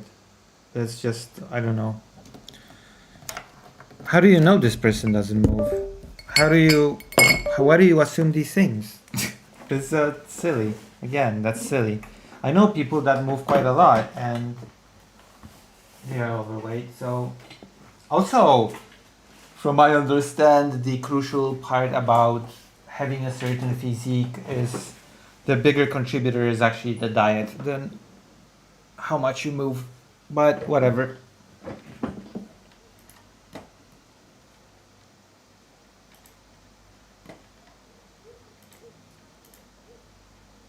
That's what I want to do. That's the life I want, sis. Jillian Michaels is truly a saint. I was getting PTSD flashbacks to my own Jubilee debate where I was feeling like I was about to get jumped. So imagine how she felt with everybody, 5 times her size. Like, that's scary. And also I realized I need to be on this format, the 1 versus 25 or whatever. I need 1 conservative trans versus 25 liberal trans. I need me against 25 trans. Let's just do it. Jubilee, you want to make magic, you want to make gold, I'm giving you the recipe here. Do that. And I really do kind of feel like these fat activists in their own way kind of put trans activists to shame. Like there's just maybe not more or less delusion, but it's just a different kind of delusion. And I don't even know if it's like a more self-aware versus less self-aware thing. I don't know. This is just so otherworldly to me. How about we stop with the mental gymnastics and just do some actual gymnastics? Oh snap, Blair White's the comedian today. Oh my god. It's so interesting. 100,000 views but only 6,000 likes. That's a very interesting ratio right there. Very interesting ratio. Thank you so much to Black Forest for sponsoring today's The video. Black Forest, the evil twin of White Forest, the page that I receive donations on.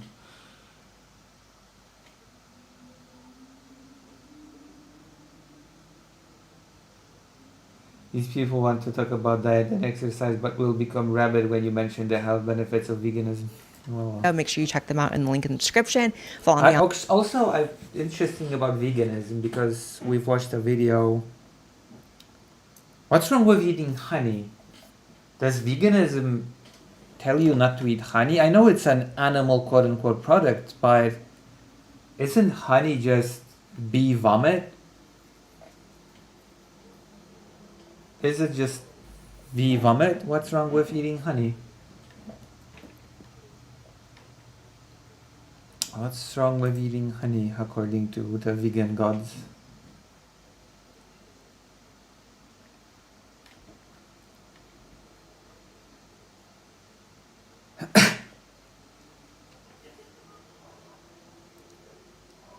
What is this?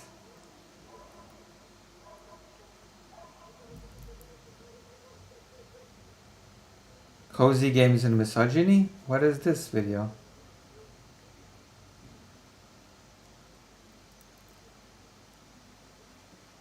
Vegan is more of a philosophy that is against the exploitation of animals. Yeah, but do you really exploit bees when you eat their vomit?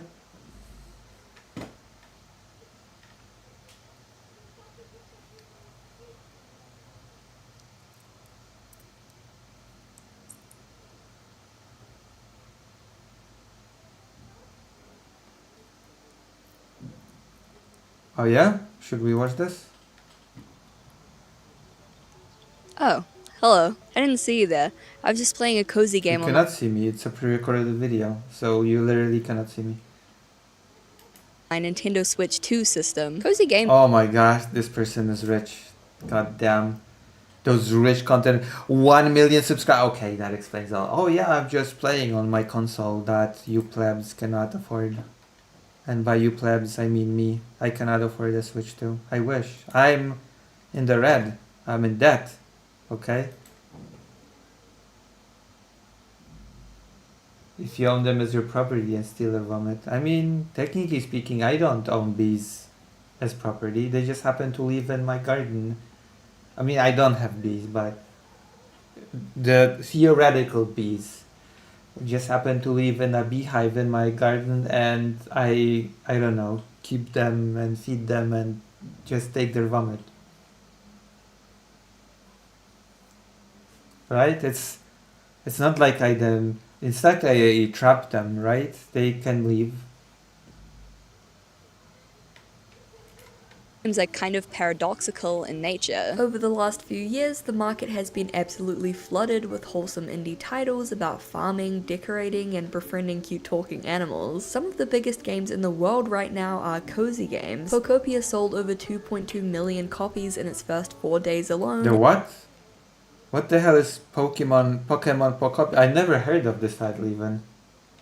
And physical copies of Tomodachi Life sold out pretty much everywhere on release, for good reason. And yet, despite the genre's popularity, cozy games are not real games, at least according to a surprisingly large contingent of gamers. Cozy games are soft, shallow, boring, weak. They're casual, they require no skill. There's nothing casual about Stardew Valley, okay? There's nothing casual about Stardew Valley. Shut up. There's nothing soft about Stardew Valley and beating the capitalists of the supermarket. Real time investment to get good. They're oversaturated and overhyped. They just aren't real games. Why, despite their immense popularity, are cozy games so often dismissed in this way? Well, a lot of it has to do with the fact that a large audience of women The hell is a real game? God, I hate this argument. What the hell is a real game? There's no such thing as a real game.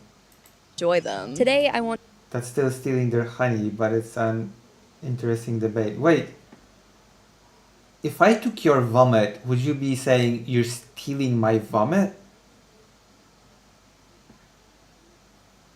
You know? Who complains about their vomit being stolen?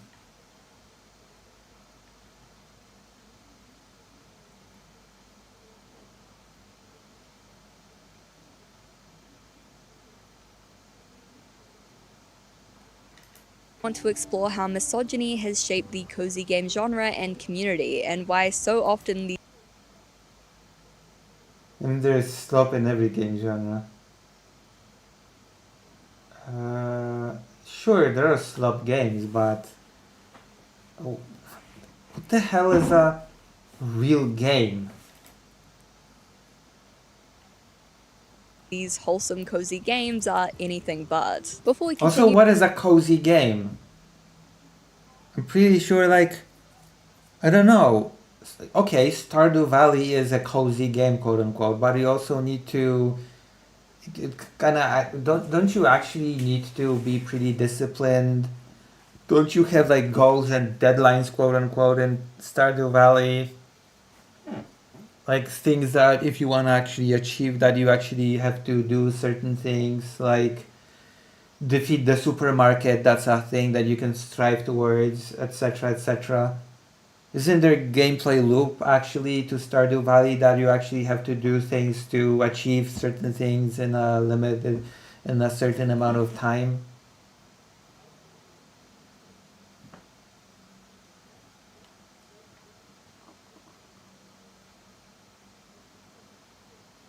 You know, bee would defend their hives because they don't want us there. Yeah, but I'm not sure if they would complain about their vomit being taken in particular.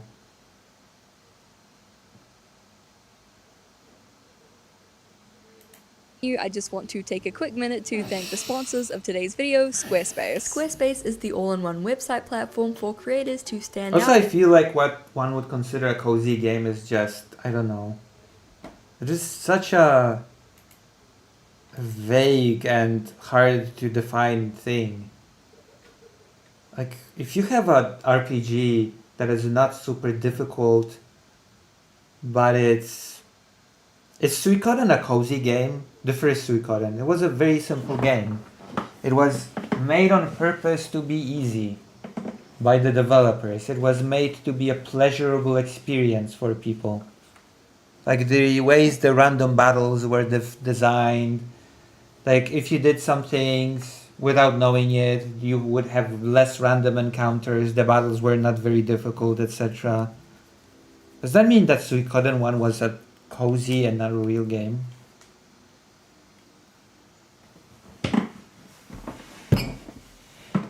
Like, is it about difficulty?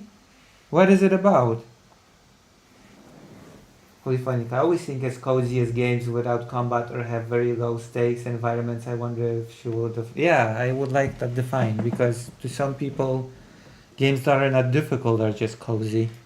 Succeed online. Whether you're just starting out or managing a growing brand, Squarespace makes it easy to create a beautiful website and engage with your audience. With Squarespace's intuitive drag and drop editing, Is Ostatakae Oendan a cozy game? They have... You can have pretty difficult levels on that. Anything the gamers TM think it's a baby game. Okay, I'm gonna show you a game.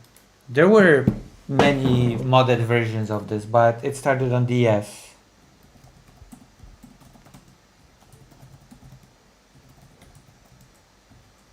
Is this a cozy game? Hold on. Is this a cozy game?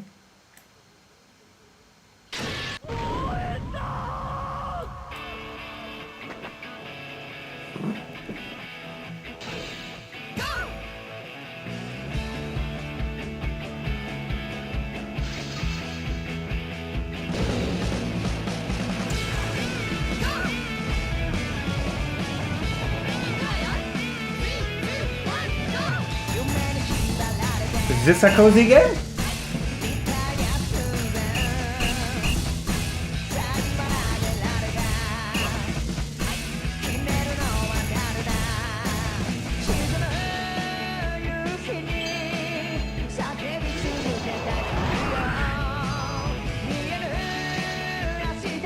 Is it?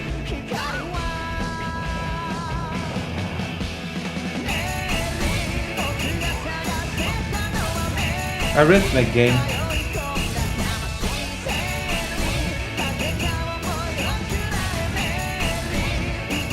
Yeah, but is it a cozy game? Is a rhythm game a cozy game?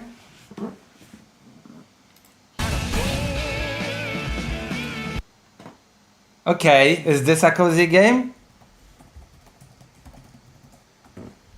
I like this game, by the way. It gives you real recipes. So, is this a cozy game?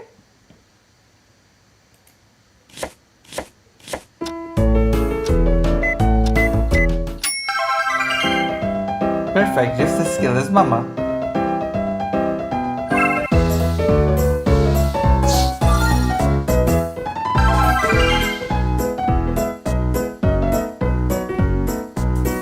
Is Cooking Mama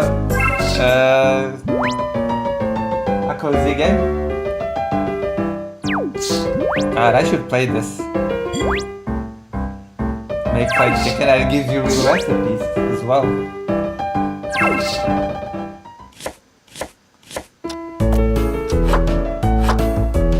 I would never say this is not a real game. Come on. God, I'm getting hungry. Okay, whatever. Let's go back to the video. What is this? Oh. Where is the video that I was watching?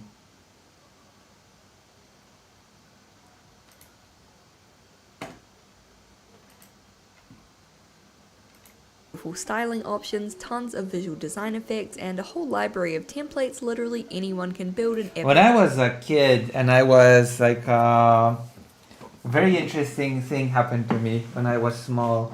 And when I was a little kid, I was obviously not out as trans, right? I was not out.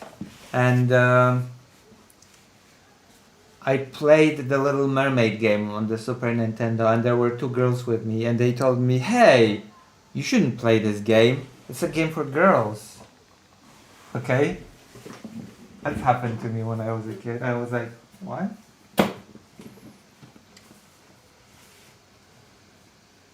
Thank you, that's true. I'm gonna turn on the light. But yeah, they said, don't play this game. It's a girl's game. You can't play it.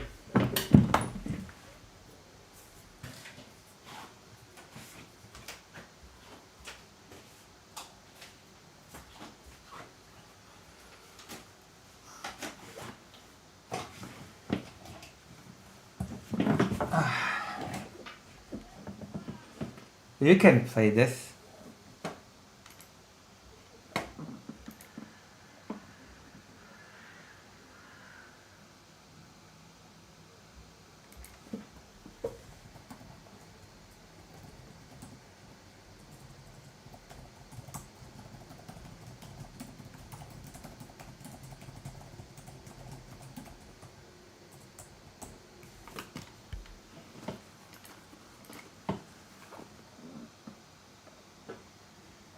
custom website to fit their needs. Not only can you sell products, but Squarespace makes it easy to offer services and get paid all in one place. From consultations to events and experiences, you can attract clients and grow your business with Squarespace. And for that extra professional little touch, Squarespace Domains is a great way of giving your site a unique name. Every Squarespace domain comes with advanced privacy and security tools included to ensure that your domain remains online and protected. And Squarespace provides everything you need to bring more of your dream to life, whether that means building a website or adding a professional email service. Go to squarespace.com for a free trial, and when you're ready to launch, go to squarespace.com/Izzies to save 10% off your first purchase of a website or domain. A huge thank you to Squarespace for sponsoring this video, and now let's continue.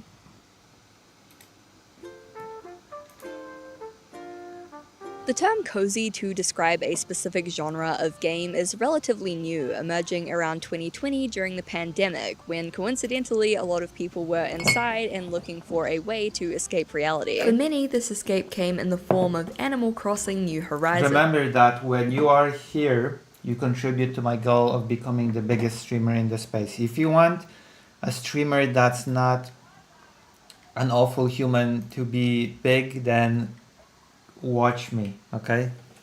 I don't have goblins, sorry. I don't have short stack goblins. I'm not in sharing my exploits with any miners, and I'm not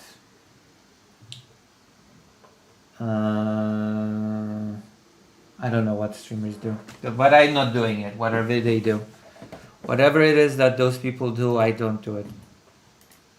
Whose release coincided perfectly with the whole global lockdown thing. Animal Crossing had always been a popular franchise, but they really caught lightning in a bottle with New Horizons. It wasn't just a big game that happened to come out during a time where everyone was inside. There was something about it, a certain magic that captivated players. I played a little bit of the DS. Transported them to a peaceful world of fruit trees and flowers and cute talking animals. The mechanics were relaxing and bordered on mindful at times. Fishing, digging up fossils, and completing museum collections, tending flowers, slowly decorating the island. It was slow, it was gentle, and it was cozy. Around the same time that Animal Crossing released, a small team of indie developers put together the first Wholesome Direct, which showcased a wide range of quote-unquote wholesome indie games. Games that had an intangible warmth and comfort and, well, wholesomeness to them. Quote, "We noticed there were a bunch of indie games in development with a similar vibe, and lots of the same people were in communities for all of them, but no one knew how to define that vibe. We heard cozy, Nintendo-inspired, non-violent, etc., but there were always exceptions. We called them wholesome games to highlight that it's not a single quality." Also, Stardew Valley is not a non-violent game. You can go to the mines and smash the monsters, so that's not even completely true.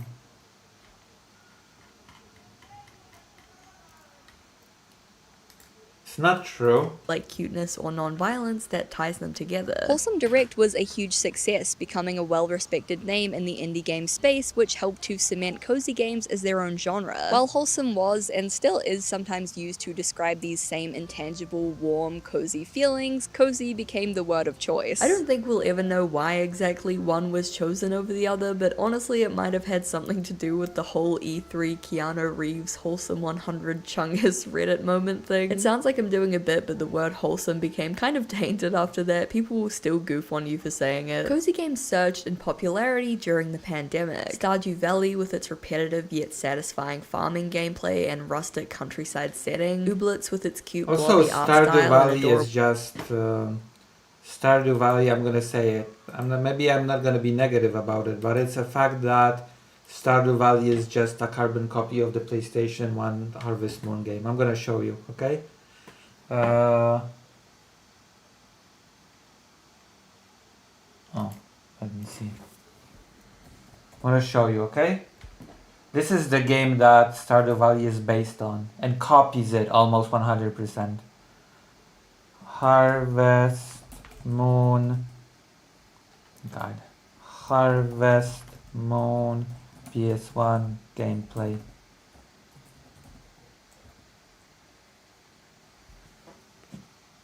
Here you go. Back to nature. The story is the same.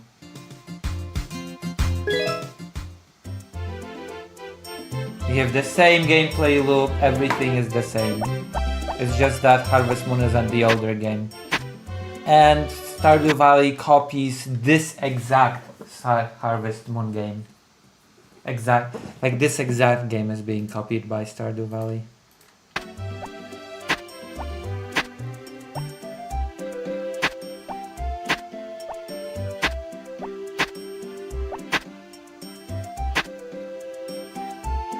Tired very fast. But yes, this exact, none other version. Stardew Valley copies this exact version of the game. But it went to a more 2D view rather than the isometric one that is used in this game.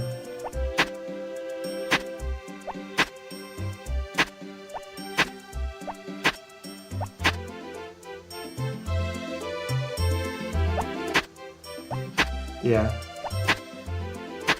Let's not pretend, okay? Let's not pretend that Stardew Valley is not a copy of Harvest Moon. Okay?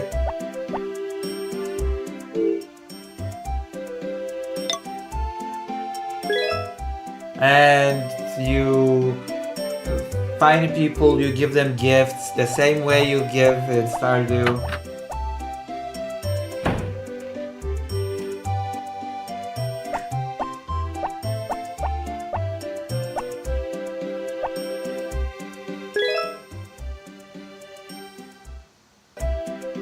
Okay, so I think I've proven my point, okay?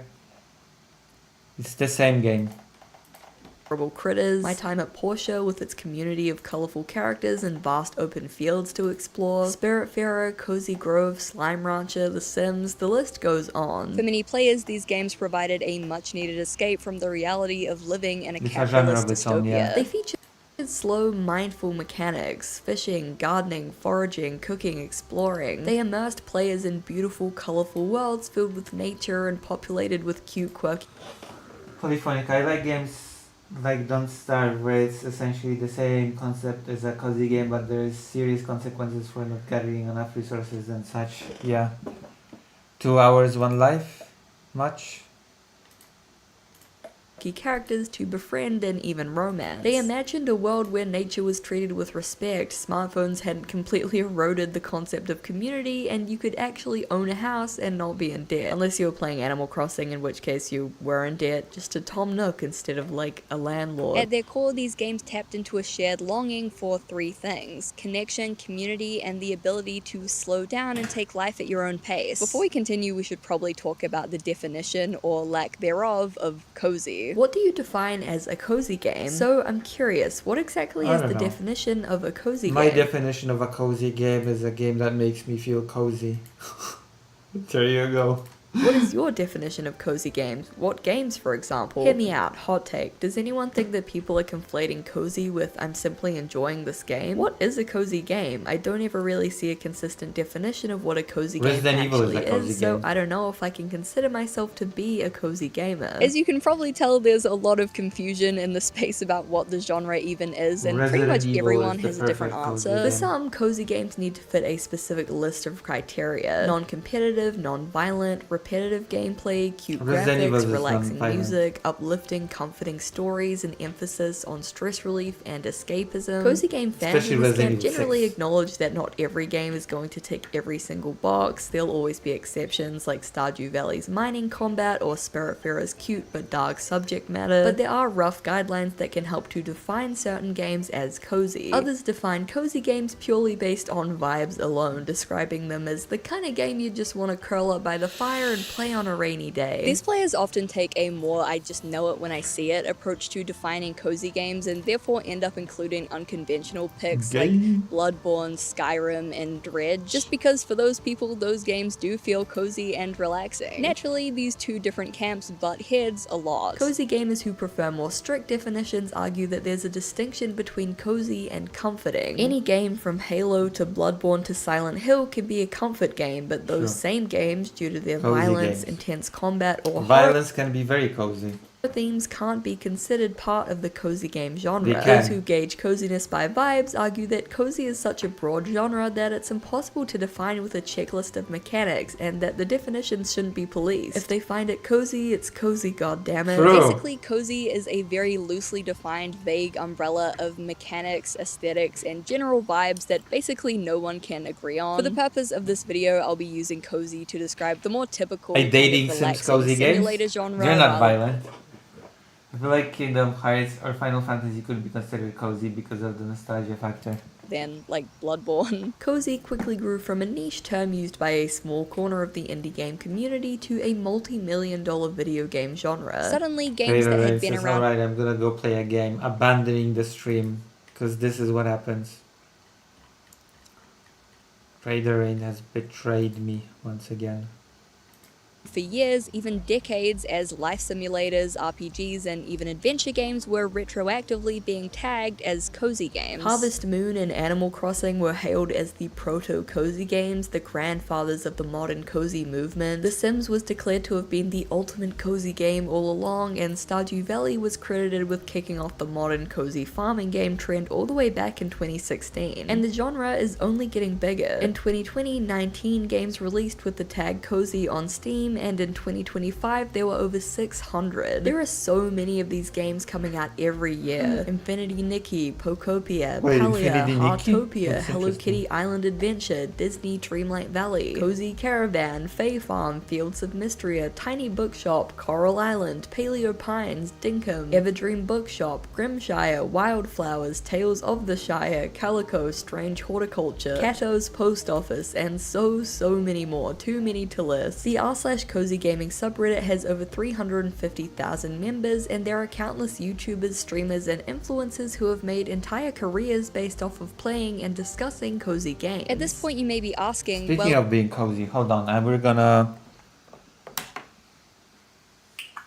I'm gonna do it in a minute. We have to play a few matches well, if today. the genre is so popular and beloved by gamers, what's the issue here? And the issue is that despite their popularity and relevancy in the current zeitgeist, cozy games and those who play them are very often subject to mockery, denigration, and dismissal.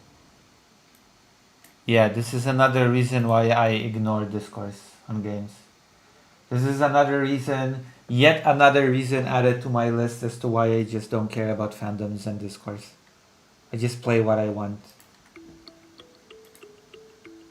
As a kid, I was a huge nerd and I loved video games, and whenever I tried to talk to my male classmates about them, I was almost always met with the same response. Okay, name 5 games then, and they can't be like Nintendogs.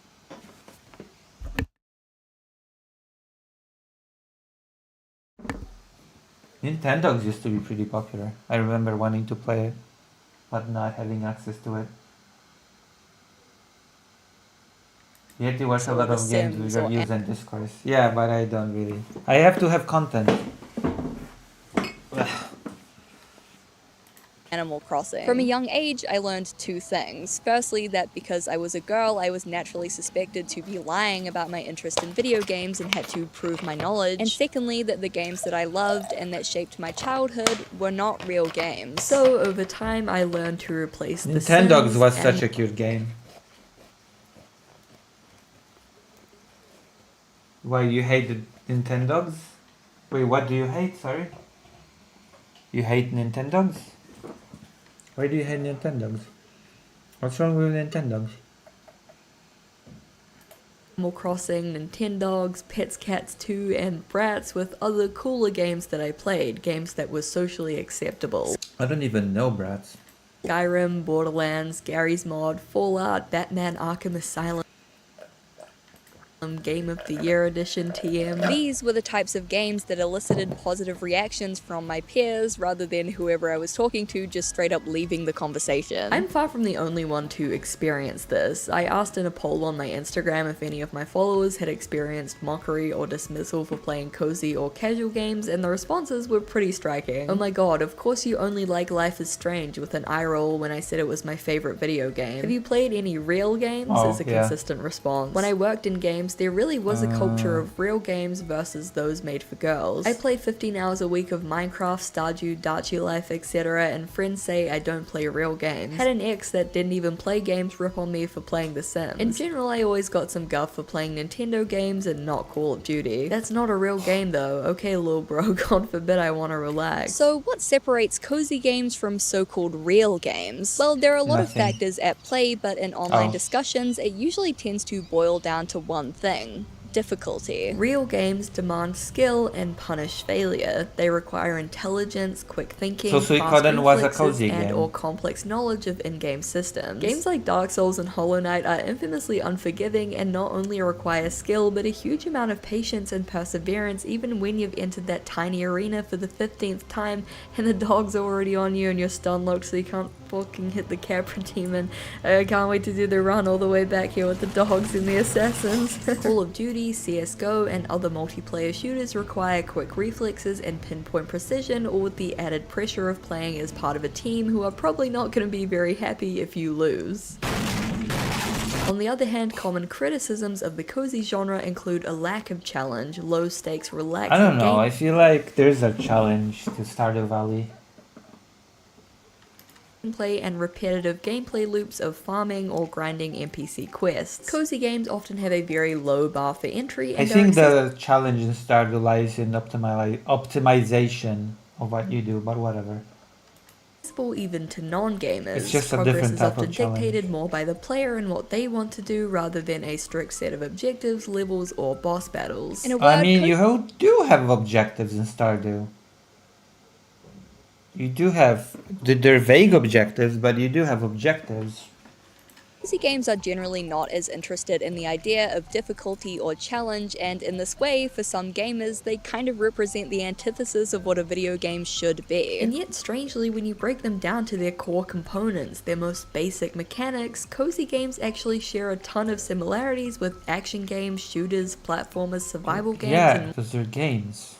more. Resource gathering can be hitting apple trees and rocks in Right. Animal Crossing or harvesting herbs and mining ore in World of Warcraft. One is framed as a relaxing daily routine while the other is efficient grinding. Game upgrades and progression might look like gradually unlocking items to decorate your world in Pokopia or gradually unlocking a skill tree in Skyrim. Optimization and min-maxing might look like fine-tuning your farm layout, crop spread, and overall profit per season in Stardew Valley, or could look like optimizing your stats, armor, and overall build in Elden Ring. Time management, base building, crafting, socialization, exploration, mastery of in-game mechanics and systems. These are all features present in cozy games as well as a wide variety of other genres. During my research for this video, I reached out to Belle, a game developer who previously worked as a teacher in the field. She shared her own experiences with and research into misogyny in the cozy game space, and one particularly interesting point that she brought up was the very real existence of male cozy games. Games that share almost identical mechanics with popular cozy games but are aimed at a predominantly male audience and tend to face far less scrutiny. To quote Belle, The I'll truck use simulator? two examples here, Animal Crossing and The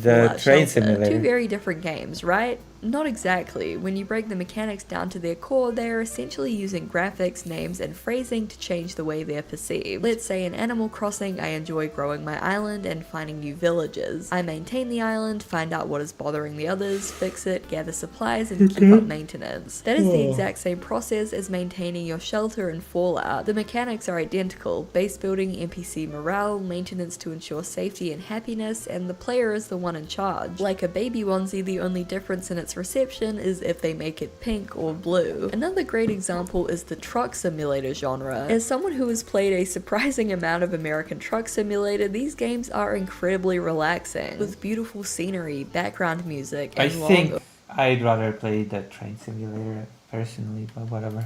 open roads that allow you to It's kind of better turn for your the brain off and environment enjoy to the play tranquility the train simulator because trains run on electricity and the trucks pollute the environment.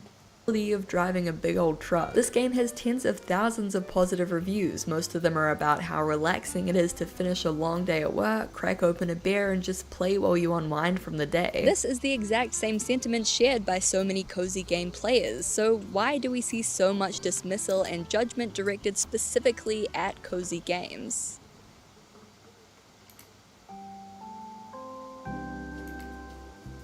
Historically, we have seen time and time again that hobbies and interests enjoyed by largely female audiences are minimized, mocked, and made into jokes. Think about all the hatred towards Justin Bieber, One Direction, Twilight, 50 Shades of Grey, even Twilight basic is concepts just a like bad wearing Ugg story. boots, shopping, K-pop, drinking pumpkin spice lattes, and reading romance novels. These are all things that have been turned into running jokes and memes, officially dubbed cringe, corny, silly. The one thing they all share in common, they're targeted towards and or enjoyed by a predominantly female audience. According to market research from 2025, studies indicate that over 60% of cozy game players are women, and anecdotally, women make up a very large proportion of online cozy communities, cozy game YouTube channels, and cozy game streams. Cozy games just feel like the latest interest to be belittled and mocked because women enjoy them. This is a cycle that we've seen repeating in the gaming space for years. Since the very beginning, games have always been largely marketed towards and created by men, as STEM subjects were more socially accepted for men to go into. In the 60s, 70s, and 80s, we actually a saw lot the of pioneers in the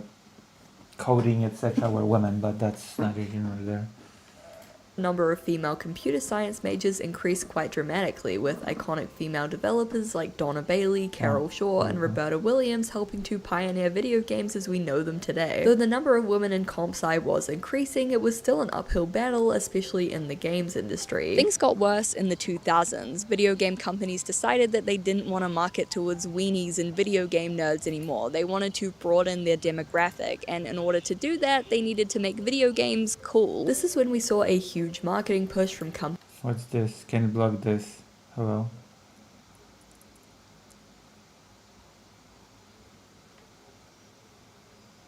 Seriously distracting. Companies like PlayStation and Xbox to make video games gritty and edgy and sexy. I'm sure you guys have seen a bunch of these iconic ads from around the time. This marketing push coincided with the surging popularity of games like Call of Duty, Halo, and GTA, and this resulted in a gaming culture that was not only marketed towards males, but very hyper-masculinized. Guns and skating and fighting and bobbies. Coincidentally, the number of female computer science graduates took a huge dive around this time. Girls did get some games, though mostly in the form of pink sparkly shovelware. Lovely Lisa, the Imagine Pet Care series, the Pets series, Style Savvy, Action Girls Racing, Girl Zone, which is genuinely one of the worst games I've ever played. Yes, I own a physical copy of this. Style Savvy.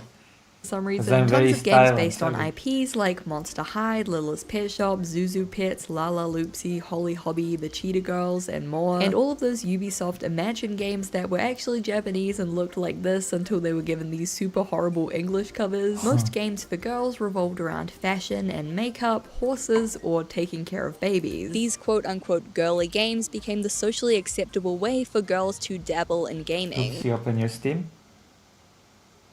Wait, why do you want me to open my Steam? What's wrong with my Steam? Wait, I got a gift? Insane Aquarium. I feel you're mistaking me with my best friend. My best friend is into aquariums. Praise the second lamb. Tend to your fish, keep them happy, and they'll reward you with coins and jewels. My best friend is really into aquariums. My best friend is really into the sea and sea life. He's always been into stuff like that. Sea life, anything that related, he's always been into. But thank you very much for the gift.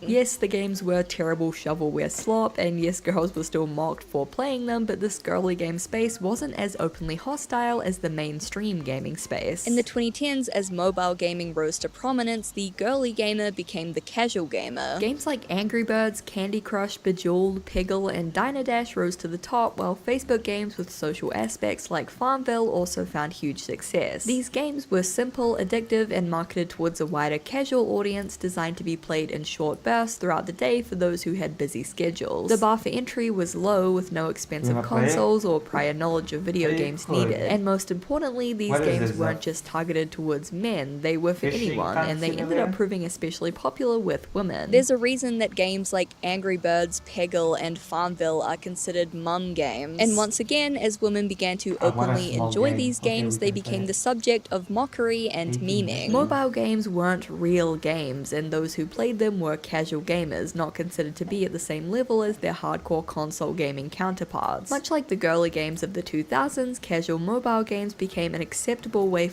I don't like mobile games because they usually block you behind some time crap that you can shorten by paying real money. That's the main thing that I've got against mobile games. One moment, I'm gonna go to the toilet. I'll be right back. Tell me if you agree with me on that.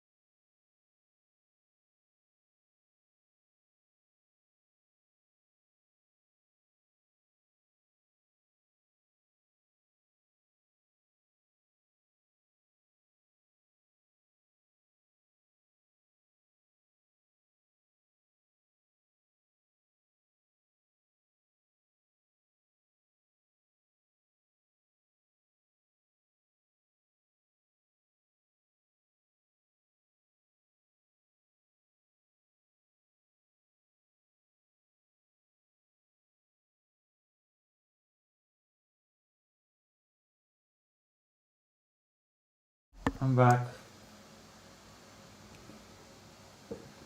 But they designed the game to make you be one move away from winning, but you're out of moves, making you tempted to spend money. Yeah, exactly.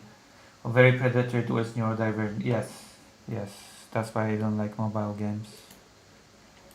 For women to game. They were able to be put in this casual game Very box predatory. and shoved to the side, always kept outside the margins of the real gaming community while just in enough to be regularly mocked for the types of games that they play. In this way, cozy games kind of feel like the latest repackaging of the girly game or the casual game. And this isn't to say that cozy games have all of the same issues that girly games or casual games did. In fact, I think that we've come a long way. The cozy game community genuinely feels like the first time that women and queer people have had a dedicated space carved out in the games community, one where they can discuss and debate games they like and feel safe from harassment and abuse. Unlike girly games and casual games, certain cozy games like Stardew Valley and New Horizons have garnered a lot of respect in the gaming space for their innovation and influence. You definitely couldn't say the same for Imagine Ice Skating or Farmville. But there's still a long way to go, and despite their popularity among both men and women, cozy games are still often seen as the default type of game that a woman should play, and the cozy game space as where she should be. During my conversation with Belle, she showed me a Steam thread that she found called Why Do Females Like This Game? The game in question is Stardew Valley, and in the thread users speculate about why girls seem to like slow, relaxed games rather than shooters. In response to a user suggesting that women are less likely to play multiplayer action or FPS games due to a combination of historically male marketing and general toxicity in the community, another user calls this blatant lies and misandry. They go on to say, quote, females tend to be more interested in casual laid-back games. It's the reason why games like Animal Crossing, The Sims, etc. all have relatively large female player bases. It just comes down to nature. Another user replies, quote, females tend to be less competitive than males when it comes to gaming. There is no way to argue about it because studies have proven so, just Google it. Competitive games usually have a more aggressive community and need a lot more time investment. I'm not saying girls can't play competitive games, I'm saying that most of them are not good at it. This belief that women are naturally disinterested in or even naturally worse at playing fast-paced, violent, or challenging games is pervasive and part of the reason why the cozy game community has been accepted as this de facto space for female gamers. And this can feel troublesome, especially when you consider how domestic many cozy games are. Gardening, cooking, cleaning, decorating a home, buying outfits, and dressing up, these are all things stereotypically associated with women in our society, and they're also the core mechanics of many cozy games. Reddit user Ishtarian writes, quote, I love that we get a space that has a large amount of women in it, but I hate that this feels like the only space we're allowed to be in. Even in virtual worlds, we are only allowed in the kitchen, essentially. Of course, to hell with that standard and play whatever you want, but it would be nice to be recognized and catered to in other genres too. User Lemons replies, it's games for girls all over again. We've already been seeing misogynistic gamer bros crying about cozy games not being real video games for years now. On one hand, it's great that we have a space in the gaming world. I've actually not heard that before. I've heard the argument of not being real games about visual novels, but not The hand, if it only serves to segregate us and delegitimize games from that space, then this space is not worth much. We need to be recognized as an equal target demographic within all game or genre communities, otherwise we'll only be excluded to isolated girl game spaces. There's nothing inherently bad about slow-paced, relaxing games where you cook or decorate a house or dress up and play with cute little critters. The problem arises when these games are naturally assumed to be the only type of game that women are interested in. It's not just players facing these attitudes from the community. During my research, I got in contact with Gabby D'Arienzo, the developer behind A Mortician's Tale and Seasonella Cemetery. My day job is I work as an artist for indie games, and I've gotten to work on a lot of pretty cool games like Celeste, which is like a pretty big one. And while I was working, like kind of freelancing, doing that, I also was like, oh, I want to make my own games. And so that's how I ended up developing Mortician's Tale. I have a full-time job now in games as an artist at a studio here in Toronto, but yeah, on the side, I still make like little small games. And the personal games I make are like pretty cozy or cozy adjacent. I have kind of always been interested in the death industry. That sounds so goth, but like I have I have a few friends that are or like were funeral directors, and just like hearing them talk about their jobs is just so fascinating. That's where like Mortician's Tale came from, was just like this idea of making a game about Books this. are But basically also can be very I compelling. really Yeah, of course. love walking sims or games Walking with like sims cozy are called not mechanics. real games. I try not to overuse the word cozy in our conversation, but but like like a gentle look at Walking this thing that is sims are very definitely, I have heard sad them and upsetting being that a lot of called people not don't real games. have knowledge about. And so, yeah, wanting to make a game about the subject matter and wanting to do it with like the respect it deserves kind of turned it into this cozy experience. Gabby shared her experiences having her games dismissed by members of the community, including one particularly unsettling incident. When Mortician's Tale came out, yeah, it was really surprising the amount of people who played the game, who Is this really Mortician's resonated Tale? with the game, who liked the game. We got a fair amount of press talking about the game very positively. Hold on, I want to look it up.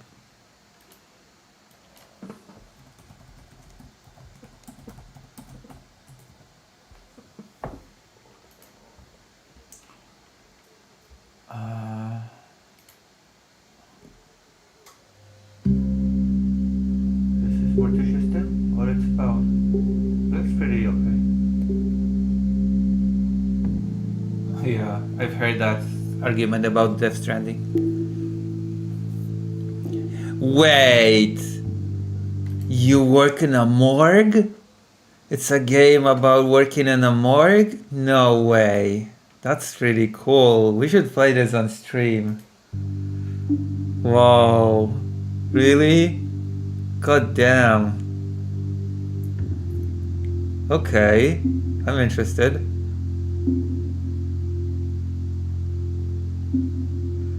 Wait, a game about working in a morgue is a cozy game? Question mark? I don't know. It feels pretty morbid for a cozy game.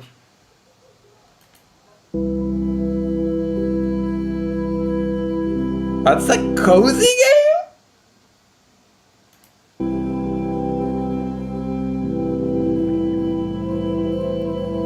Damn. Oh. Okay. I'm interested actually. I remember like there was a Reddit, like a subreddit thread that was like, oh, why is this game getting all these like positive press articles? Like, why is it Because it's interesting. It feels very interesting. I don't know. like, why is it getting all these good reviews? I don't get it. It's like barely a game. The developers must have been sleeping with the press to get these reviews. And there's like a whole thing where they were accusing me and like some people on my team who are also like women or non-binary of like, oh, the only possible way this game could have gotten good reviews is from you guys sleeping with the press. Luckily, it didn't blow up very much. And so like, you know, we had a conversation where it was like, okay, everybody lock down your accounts, like make sure your 2-factor's on, la la la. But like, it didn't really blow up in the same way that like Gamergate blew up, thank God. So we were very, very fortunate, but just like, yeah, it was very interesting to see the negative reviews be so hateful because of, I don't know, the game being like a little different. Like it not like a quote unquote not a real game was the reason why they hated it so much. It was like very, very fascinating. This occurred a few years after Gamergate and shared some striking similarities. Two feminine presenting developers who created an unconventional indie game that didn't fit inside a box received positive reviews and were subsequently accused of sleeping with the press to earn those reviews. For those of you who aren't familiar with Gamergate, because to be fair, it happened over a decade ago now, it was a large-scale online campaign to bring back ethics to games journalism. I don't want to get too into the weeds here, but we'll go over an abridged version because I think it's relevant to the topic at hand. The YouTube channel Innuendo Studios has a video series called Angry Jack, which I can't recommend highly enough. He goes into a lot more detail about the movement and how it formed. To make a long story short, the whole thing started when game developer Zoe Quinn released their 2013 interactive fiction game Depression Quest, which received positive reviews from games critics. Things quickly spiraled out of control when Quinn's ex-boyfriend wrote a lengthy post accusing them of sleeping with a Kotaku journalist in exchange for a favorable review of Depression Quest, a claim which was quickly proven false. The journalist had never even written about Zoe's game. Instead, he had briefly interviewed them for an article he wrote on Game Jam, a failed game dev reality TV show featuring JonTron, Markiplier, and Captain Sparkles that they had featured on. As you can probably tell from that description, Game Jam is like its whole own can of worms. It was kind of insane. Anyway, the original post began to circulate, finding a home on 4chan where it quickly morphed into a vile, misogynistic hate campaign. Many young men saw this movement as an opportunity to reclaim the gaming community, which they felt had been ruined by fake gamer girls desperate for attention, female developers, streamers, and online figures using their body or good looks for money, and I still triggered remember this. The Gamergate had some icon character. feminists trying to sanitize their games and make them woke. Hostility and aggression towards female players was normalized and even encouraged, more so than it already had been, and several prominent figures in the gaming community were encouraged.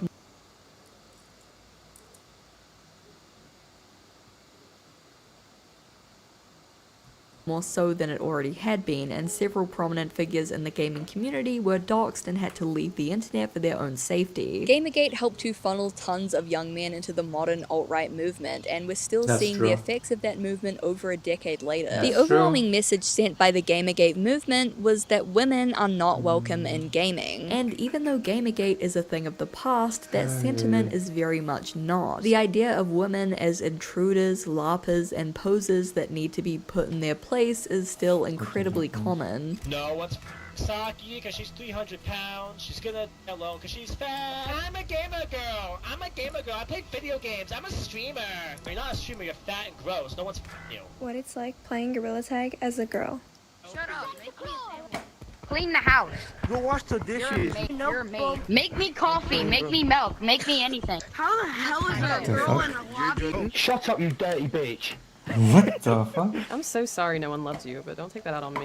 Fuck are you Katie, you tell this girl. Shut up, you dirty slag. Make some dinner. Shut it. Women are going to take over gaming. Uh-oh. What is this, a competitive Animal Crossing game? Whoa.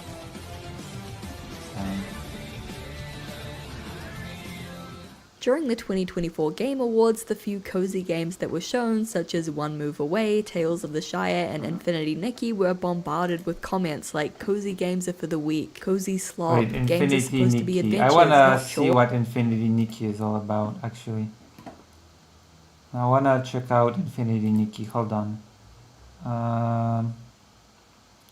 Because that actually sounds like an interesting title. Okay, so Amotricious Tale, I'm interested. Infinity Nikki. I wanna see. What is Infinity Nikki? What is this about? Momo. Open world I dress-up think I was adventure. dreaming. It wasn't a dream. We were really transported to Mirrorland! The path of a stylist is never easy. So, are you ready for it? Ready! We're ready! Ready! So what's wrong with this game? I feel like I heard about this game. Yes, I heard about this game.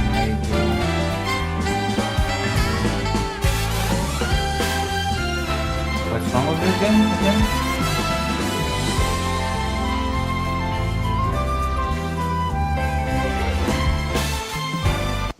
Wait, what is wrong with this game? Cozy games are mid AF, more indie slop, yay, this looks like something my mom would play on her phone. When a female content creator came on screen to introduce Tales of the Shire, one user commented, "Gamergate was disastrous to gaming culture." Misogyny in the gaming space doesn't always manifest as loud, virulent hatred. Most of the time, it's subtle. It's assuming a woman on your team is going to be a disadvantage. It's recommending only cozy games to a female friend looking to get into gaming when you wouldn't do that with a male friend. fan. It's scoffing when a girl says she plays The Sims. It's assuming that just because a streamer is a woman that she has an OnlyFans. It's saying that cozy games aren't real games. At this point you may be asking, well, there are a lot of genuine problems in the cozy game space. Is it sexist What? to bring those up? Can I not criticize What are a the genre now? problems? And I think I that this hate is a valid spaces. thing to bring up. In the last few years, as cozy games have risen in popularity, so has criticism of the genre. From oversaturation to shovelware and cozy slop to capitalist propaganda and more. So let's take a look at some common criticisms leveled at the genre. I mean, in Stardew you fight against capitalism, no? One of the most prevalent criticisms of the cozy game genre is how oversaturated it is. Go to any online storefront, whether it be the PlayStation That's Store, a Nintendo criticism that eShop, can be Steam, levied itch.io, against any whatever, and popular you'll be genre, bombarded with these things. Cozy games as far as the eye can see. Games where you manage a cute little store, games where you run a farm, games where you make friends with a bunch of little critters, microtransactions. games with cats and witches and gardening and pastel colors. And the problem isn't so much the concept of these games, I mean, who doesn't love cats and pastel colors, but rather with the actual content and marketing. A large chunk of cozy games released nowadays are very low effort, clearly rushed out in an attempt to cash in on a popular buzzword. The story not and the problem mechanics with are the genre, shallow and that's the bare problem bones, with- the gameplay is buggy, and it's Again, all that's masked the in the problem sort with of many pandering, popular sickly genres. sweet, wholesome, adorable, cozy aesthetic that just feels disingenuous. Clones Then there are of just the popular straight up thing. AI asset flips that have cozy and wholesome slapped all over them to sell more copies. Gamers have coined the term cozy slop to describe the metric ton of high price, low effort farming sims flooding the market right now, and the problem isn't getting better, in fact it's only getting worse. It's been bad for a while, but it's getting worse now. At this point I just look at most cozy games and ask, okay, so what do you do that other games don't? And usually the answer is nothing really. Sometimes Take the it's farming brand sim recognition, genre, like the Stardew Valley Doraemon but farming 3D, game. Stardew Valley but different fishing, Stardew Valley but long ago, Stardew Valley but dinos, Stardew Valley but different pixel art,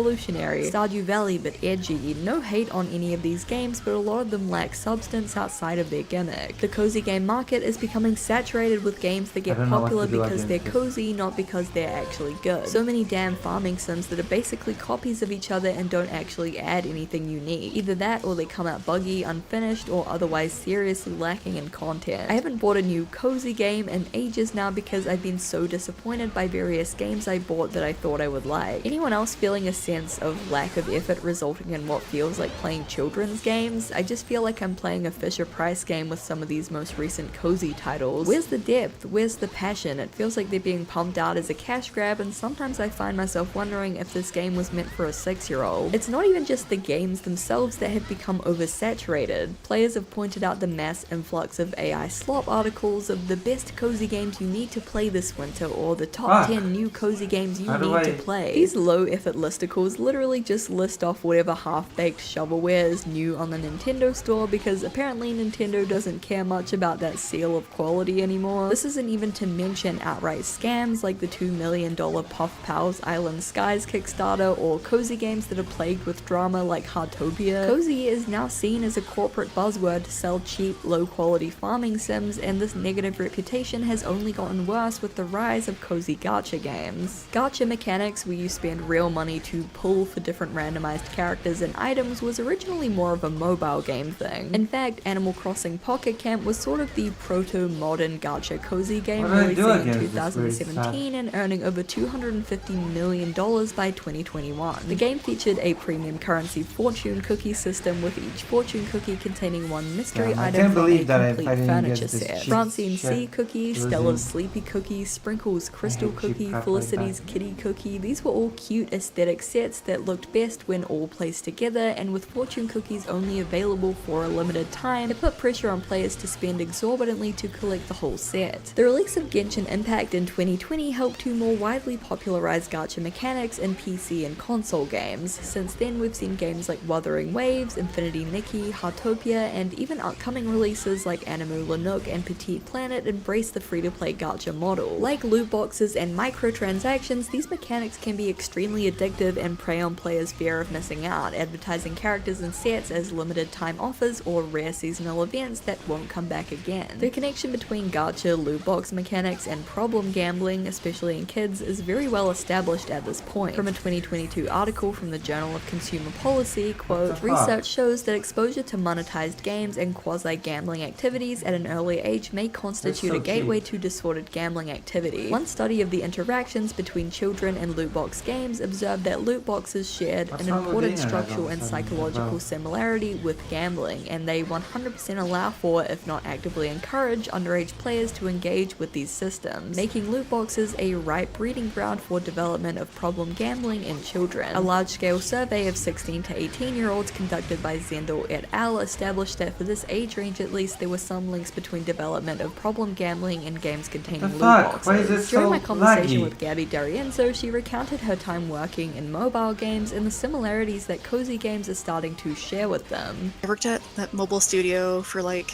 a couple years. Didn't love it. I'm not a super big fan. Like when mobile games first became a thing, thinking about like Angry Birds or I don't know, Temple Run or Subway Surfers. A lot of them were premium, so it's like, oh, you pay like $2 and you get the full game. You can play it on your phone. And then companies realized like, hey, we actually could make more money if it's free, and we just like designed the game to be addictive in a way where people want to play the game and it's like really fun, but also there's enough friction that people will want to spend money to make that game more fun for them. Like it feels, I remember when I worked at that studio, the game that was the most popular game, like we had all these games, there was like a car game, there was like a pirate game, like whatever, but the game that made the most money was like a fashion game, and it was marketed towards women, and that was the game that made the most money. And because of that, I think like people on the team had good intentions, like they wanted to design it in a way that was really respectful, and like we had a professional fashion designer that worked on the team who was like predicting trends ahead of them happening so that when people played the game, it was like really, really well thought out. But the people kind of above us, like the people in charge, there was like an analytics person, like the people in charge of money, they were the ones that kind of turned the game into this like money-making slot machine.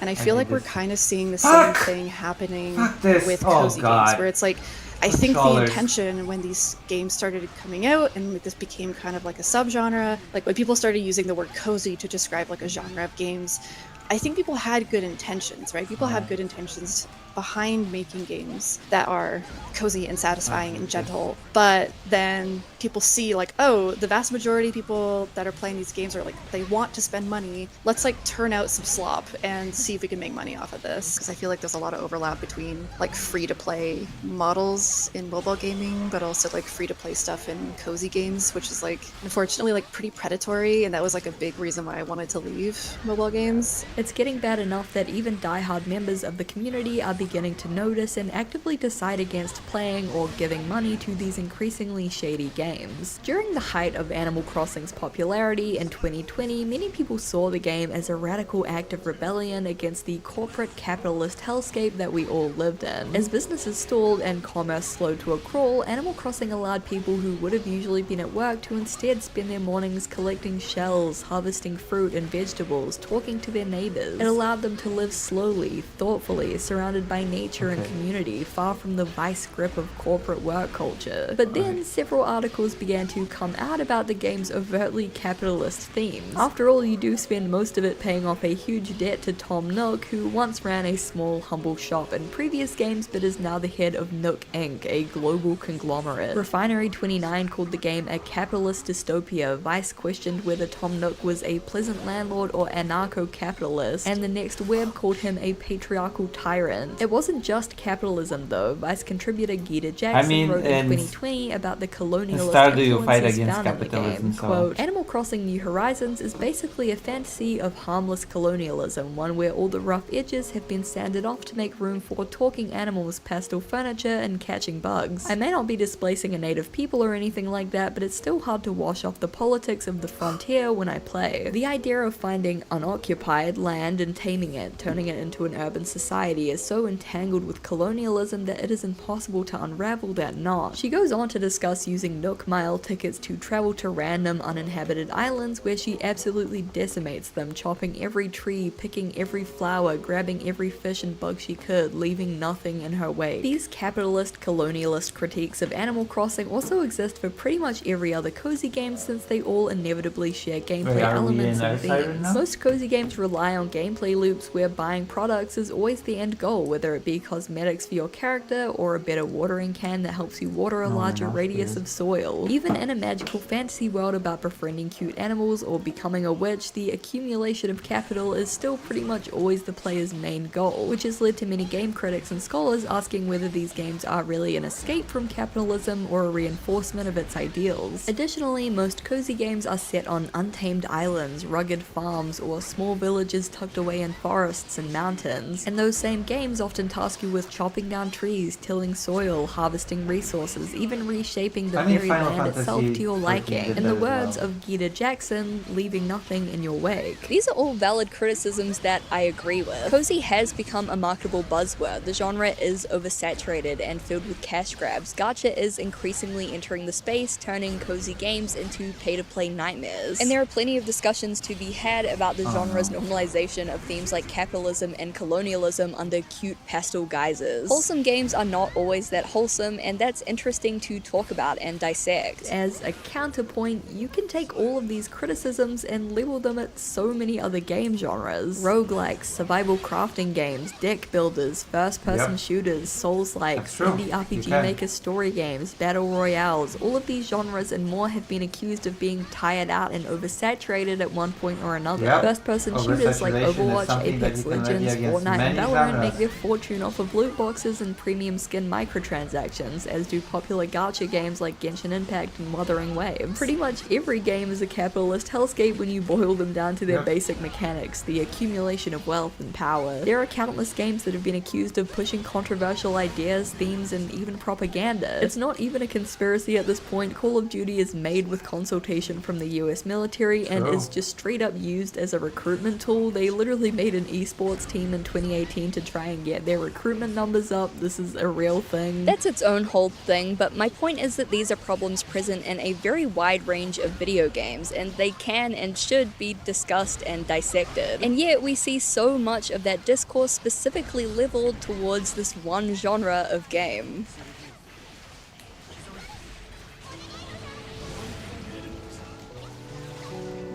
So why does any of this matter? We're talking about pastel farming sims and games where you run a bookshop as a cat. It's not that serious. And, well, it's that attitude which is kind of the problem. Framing it as not a big deal dismisses the very real problems and allows them to thrive. Misogyny, like many other forms of bigotry, is most effective when it's communicated subtly, through jokes and memes, eye rolls and dismissal, through antagonistic comments, through assumptions and implications that certain types of games and those who play them are of lesser value than others. When women react with understandable anger and sadness at being laughed at, excluded, or treated as lesser than, it's dismissed as an overreaction, making a big deal out of nothing, attention-seeking, trying to play the victim. This puts the focus on the reaction and how overdramatic and overblown it is rather than the initial action that caused the upset. I know this is like an internet buzzword at this point, but this is genuinely an example of how gaslighting can work, because in reality all of this does matter. It's estimated that 3.5 billion people worldwide play video games, over 40% of the global population. It's a bigger market than music and movies combined. With how many young, impressionable players are in gaming spaces, games are an incredible way to spread ideas and messages to a very engaged audience. Whether those ideas are stories, brands, products, lifestyles, or even ideologies. In a 2025 article for Frontiers in Psychology, Cynthia Miller-Idris, a leading scholar in the field of extremism and radicalization, wrote about how gaming helps to channel everyday misogyny into violent extremism. Quote, "Gaming chats are peppered with a constant stream of toxic, racist, homophobic, and misogynistic content that desensitizes, dehumanizes, and ultimately can radicalize individuals through a broader normalization of hate." 85% of the UNOCT survey respondents reported witnessing problematic or toxic behavior in gaming spaces, mostly through verbal abuse within in-game chats or using voice-based communication. conversation. Hateful, antagonizing, or dismissive comments about women in a game chat or a Discord or a Reddit post are common and often shrugged off as jokes. If women push back against these comments, they're making a big deal out of nothing and need to grow a thicker skin. If men call it out, they're called simps, white knights, told that she's not gonna fuck you, bro. This has created a culture where victims are discouraged from speaking up, and these seemingly small, insignificant comments are allowed to build and become normalized in the gaming community. And when gamers are desensitized to misogyny and other forms of bigotry, they're far more likely to engage with extremist ideologies down the line. Miller Idris continues, quote, "Even when a game's content is benign or when there is no extremist recruitment taking place in deliberate ways, the games themselves help anchor communities of players who foster and incubate extreme ideas and expose new and young players to a constant stream of slurs, phrases, and symbols that express hate towards others. And because the experience of gaming together also creates social bonds, a sense of belonging, and group membership, this exposure to hate weaves racist, misogynistic, and homophobic ideas into an experience that fosters emotional and social connections with others." Miller Idris concludes her article by reinforcing that misogyny and violence don't come from video games, nor do they turn young men into violent attackers like the media has historically claimed. But these harmful ideas and beliefs around women, that they're naturally bad at games, that they're attention seekers or fake gamers, that they are harlots or ethots, that they can't understand complex games on the same level as men, that they're intruders or larpers, that they should stick to simple girly games. These beliefs can quickly become normalized and reinforced in online worlds and gaming communities and may draw young people who are already isolated, struggling, or angry down extremist rabbit holes. It's worth noting that these attitudes negatively affect men as well. When I asked my Instagram followers if they had experienced judgment or dismissal when playing cozy games, there were tons of guys who shared experiences of being shamed or made fun of for playing games that weren't manly enough. Most of the time, these judgments came from close friends, partners, or parents. The point of this video isn't that all criticism against cozy games is sexist. There are so many valid criticisms. There are a lot of terrible, terrible cozy games that are literally just asset flip shovelware with cozy AI branding slapped on top. There are increasing issues around predatory monetization and gacha mechanics. There are complex discussions to be had around the themes presented in these games and what kind of messages they're sending. There are some that argue these games are infantilizing or pandering with their overtly female-targeted marketing and designs. These are all completely reasonable complaints, and no one should be made to feel weird for voicing them. But it's the overwhelming criticism and controversy that follows the genre, combined with beliefs that cozy games have less value than other games due to their perceived lack of difficulty, inherent assumptions that all women love cozy games because of their soft, domestic nature, or that cozy games are the de facto space for women to be, dismissal of cozy games as weak, soft, boring, and mindless. These subtle implications that women are less intelligent, less strategic, or less competitive for the slower-paced games that they might like to play. Girly games, casual games, cozy games, they're all puzzle pieces in a far larger and more complex picture. They give us a glimpse at the throwaway comments, the dismissive attitudes, and the unspoken beliefs that slowly build up over time to create this atmosphere of misogyny, not just in cozy games, but in all games. At the end of the day, there are so many wonderful people everywhere who love video games, people of all genders and races and backgrounds. Everyone in the gaming community is united by a common interest, and yet we are so often divided by the narrow boxes and stereotypes that we put ourselves and others in. Cozy games, FPS, dungeon crawlers, deck builders, strategy games, action games, interactive fiction, RPGs. At the end of the day, they're all games. We all love them, and we should all strive to create fun and welcoming communities for everyone. Cozy games can be an escape from reality, a way to forget about your troubles and immerse yourself in a new world, a way to relax and unwind. But unfortunately, they often serve as a reminder that female joy is never safe from scrutiny and mockery, even in digital islands filled with talking animals.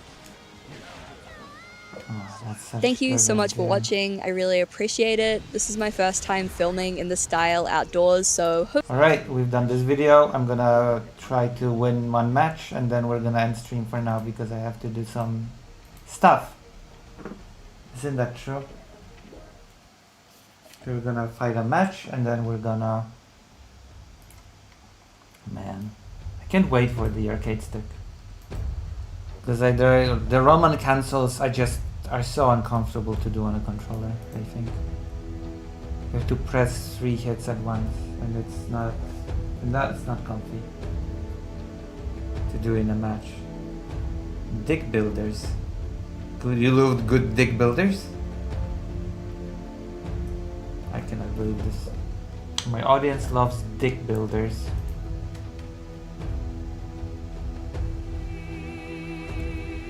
We've got a newcomer. Good.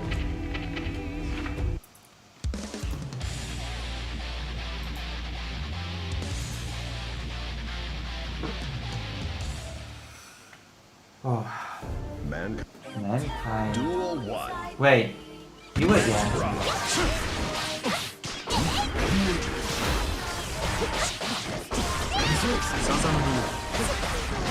God, people are such hurtlers in this game, I swear to God. My shot is just retreating and blocking all the time.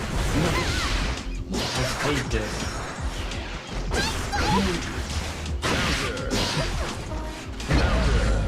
I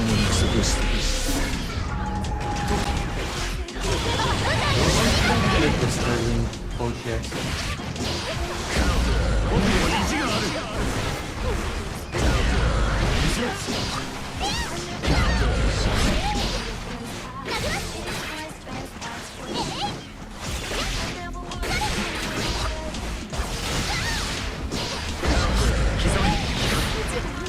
Slap.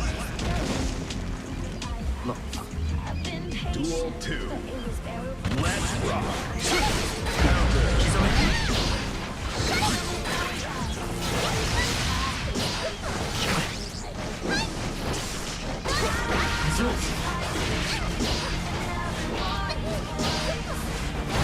Fuck, I hate this style of player. Because I don't know how to counter this yet.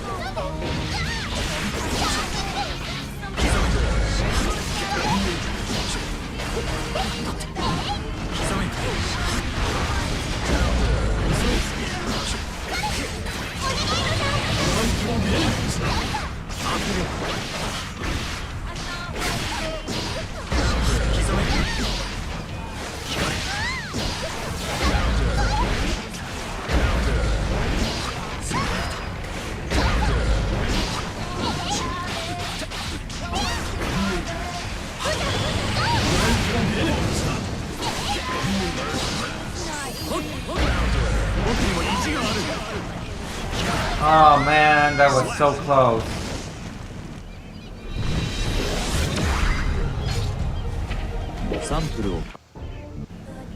Duel 1. Let's rock.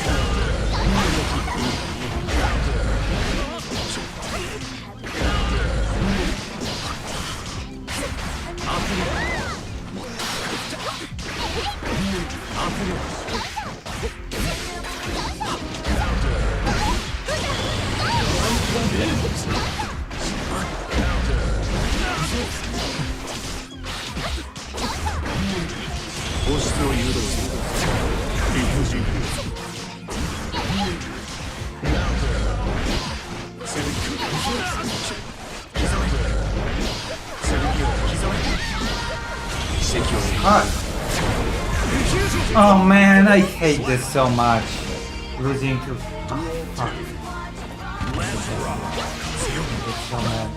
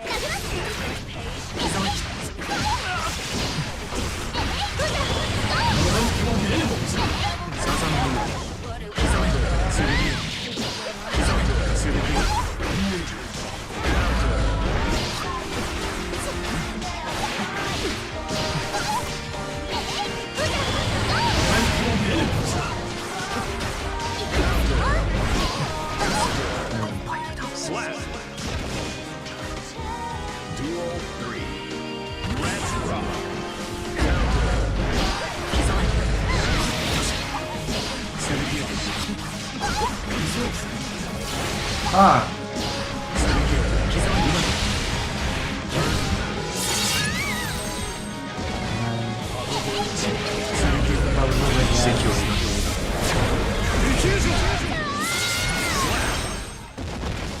They think I'm ready for silver fight yet. サンプルを回収。本にて確認を願う。Yeah, not ready for silver. I have to master bronze 3 yet still. I've got demoted to bronze 2.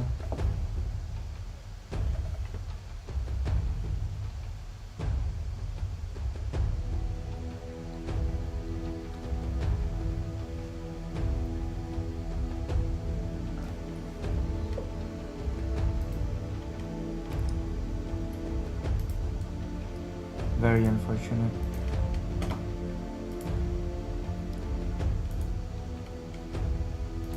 We've got a newcomer. Okay, let's fight him. Hopefully I'll go back to bronze 3. Mankind new. Duel Oh no, I hate this. Let's rock.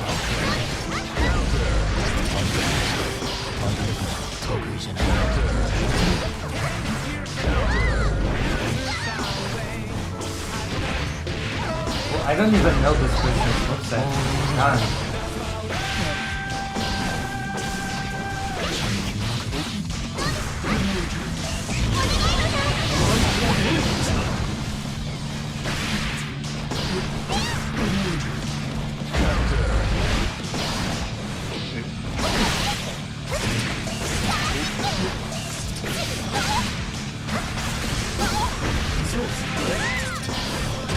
Oh no. Slap. Duel 2. Let's rock.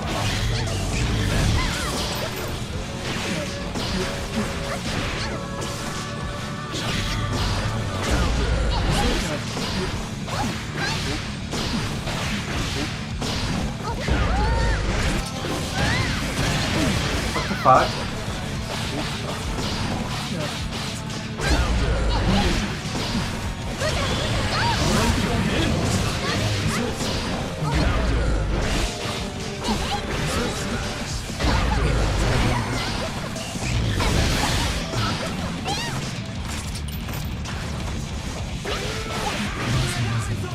Slap. Duel 3. Let's rock.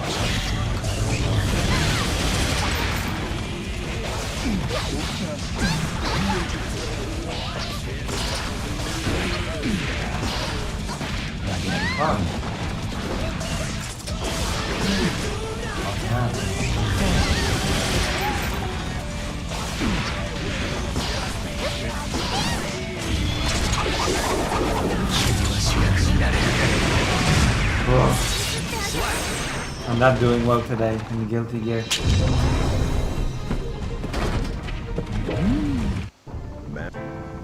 Duel 1. Let's rock.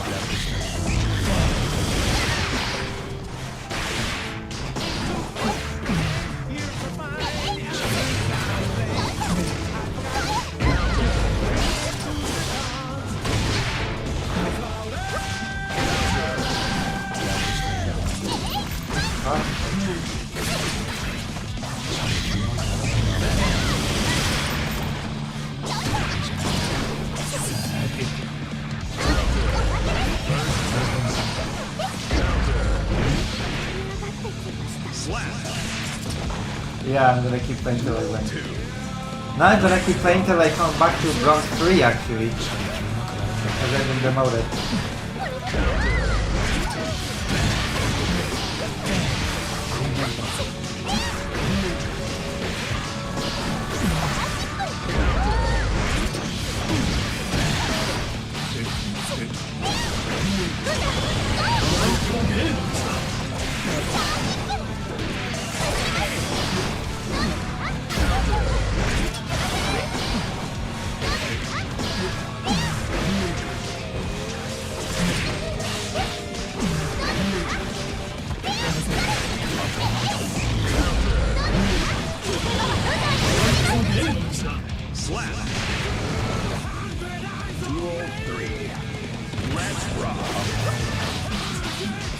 That is what it takes. Now we're gonna be healed.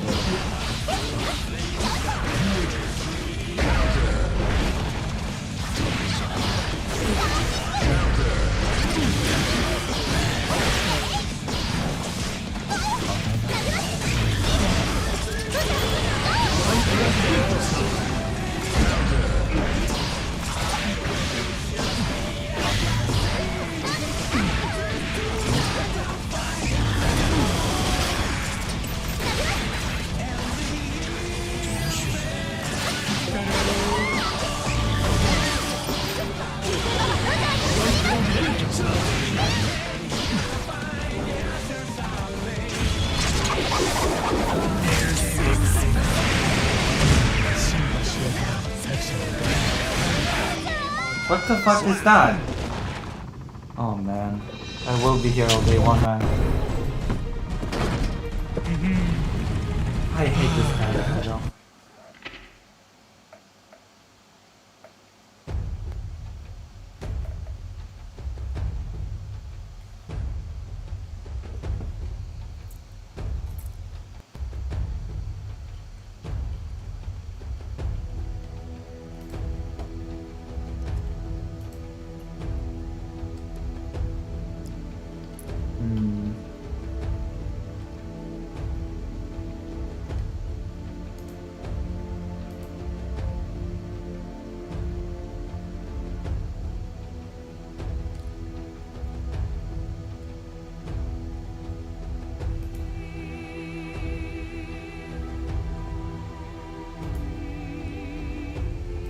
We've got a newcomer.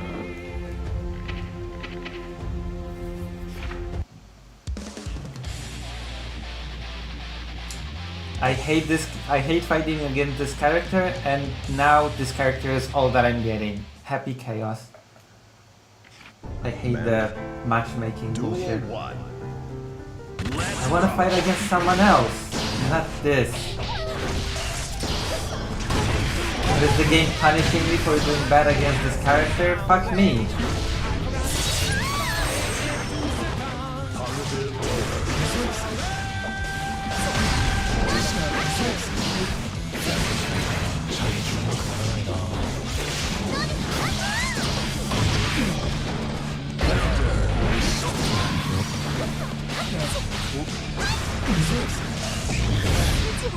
Why am I only getting fights against this guy? Duel 2.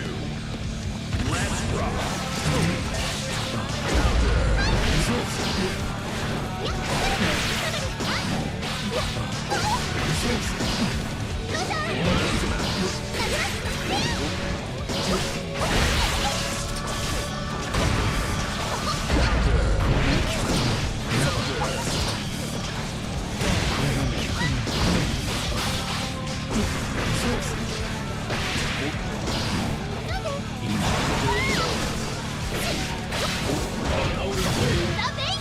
Slap.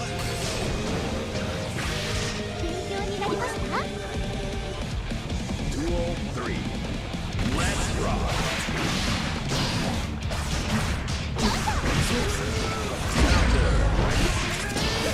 How is it endlessly just this guy? This game has a big roster of characters.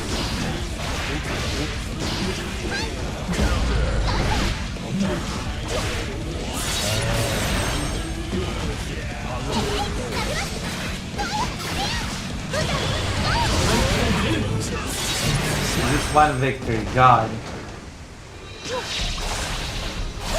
One.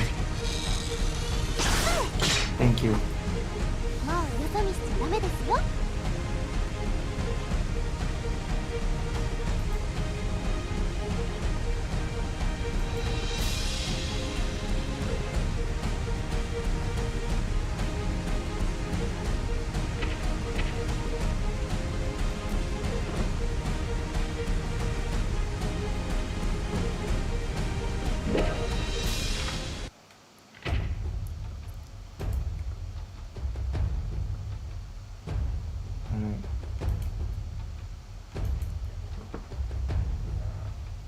Let's go back to bronze to 3 and then we can finish stream for today. weird. I thought there was Air Siren, but apparently not. Sume region.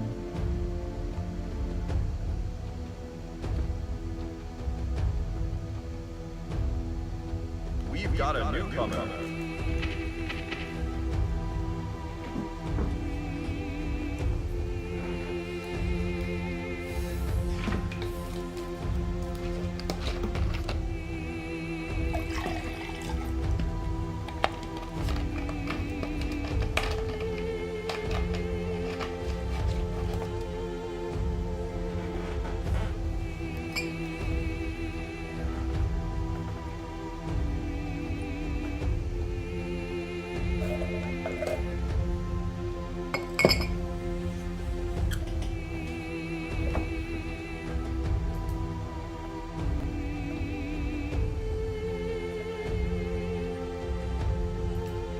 We've got a newcomer.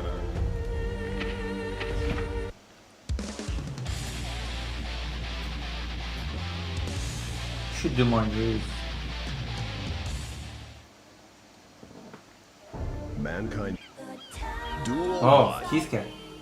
Let's rock. Uh-oh. Uh-oh, holy shit, what the fuck? So aggressive, oh my god. Is this really a bronze player?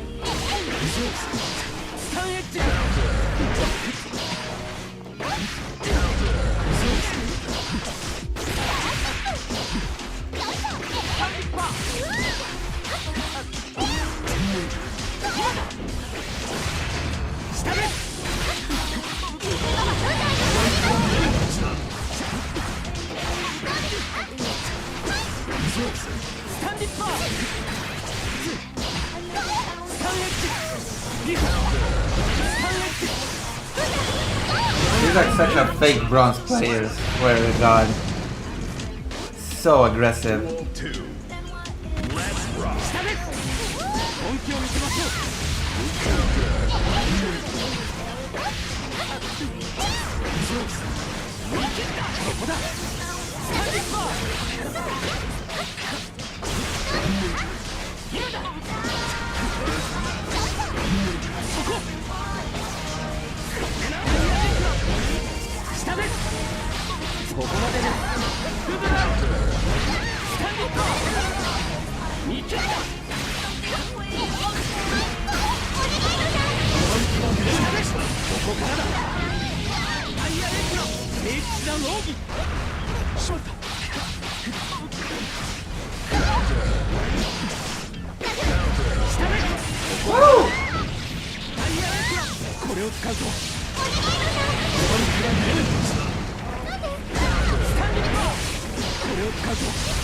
Oh man.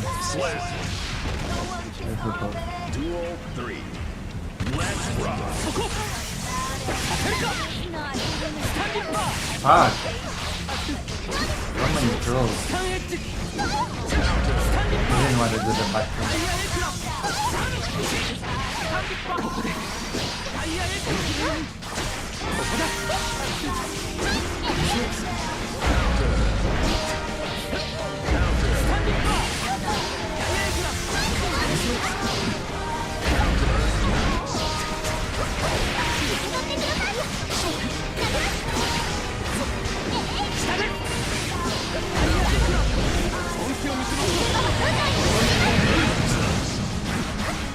What the fuck? The pokes are so potent from this character. 今回は私の勝利ですね。 Sure. Duel 1. I need to get back to bronze. Please. I need to get some tutorials for combos because my combo game is so weak.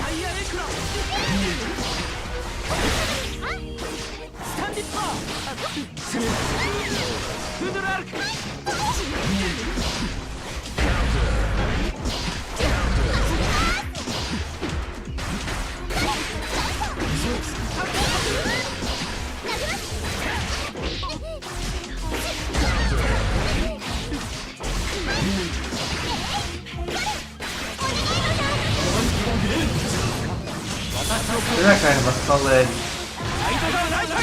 poke game.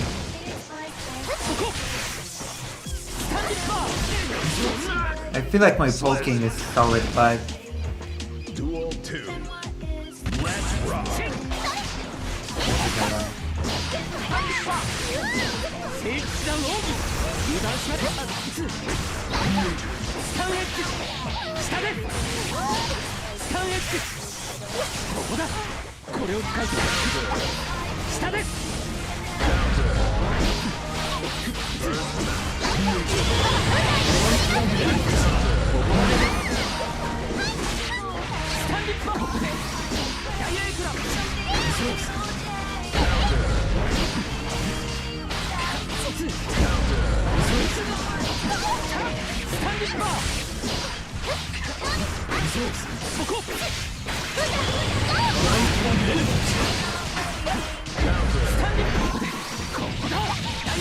Holy crap. This person is good comboing. This person is so much better at comboing than me, god. Kai wins. Duel 3. Let's rock.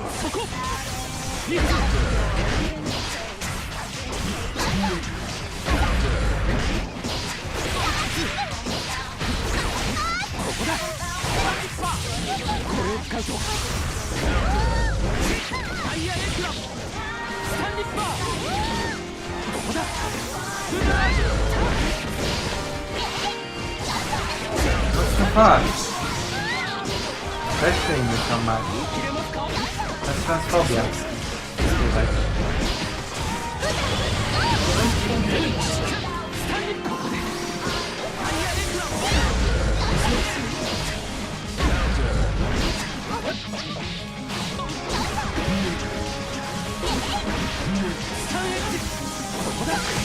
Game is such.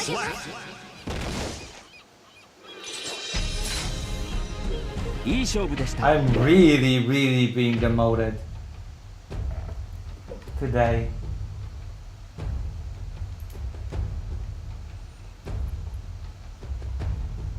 Let me go back at least. Jesus. Oh well. A few more matches and I'll quit for today. I have to practice more. I feel like more matches will not help me if I don't practice combos and a few other things.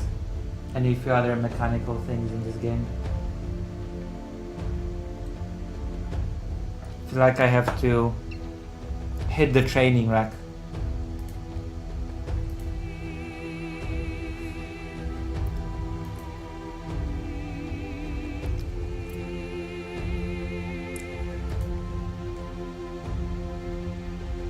Oof.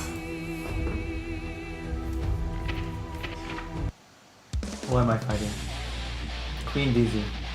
Okay, this might be tough.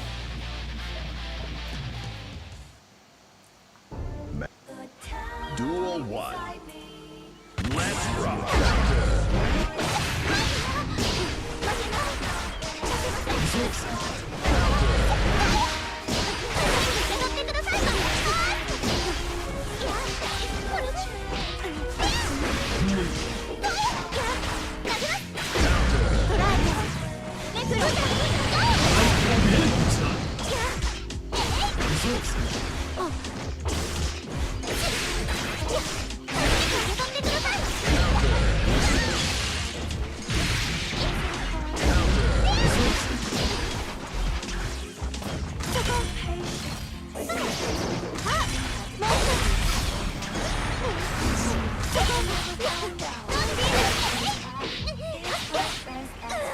Slap.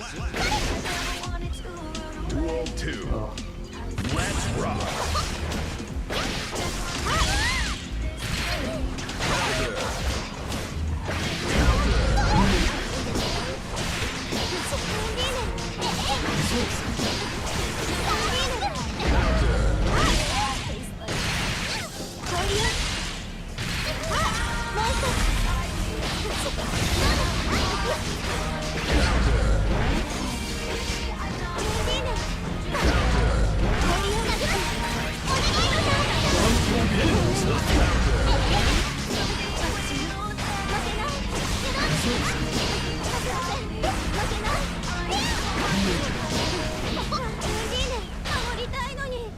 Slap. Alright.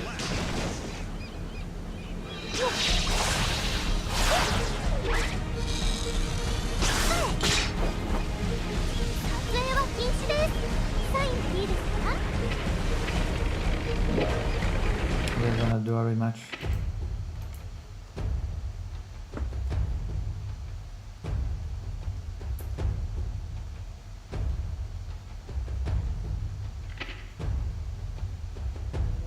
Oh, I can stand by training mode. Who dares to enter the mayhem? Rick. Kai Kisk. Why Kisk? Why not Kiske? We've got a newcomer. Oh.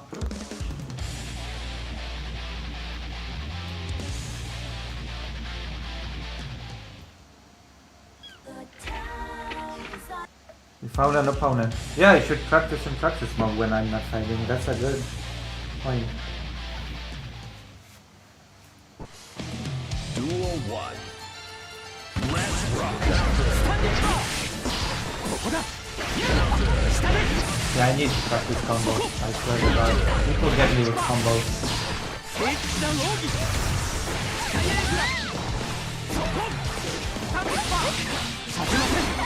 I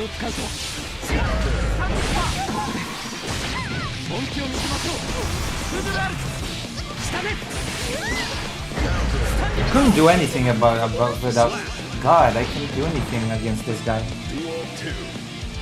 Let's rock.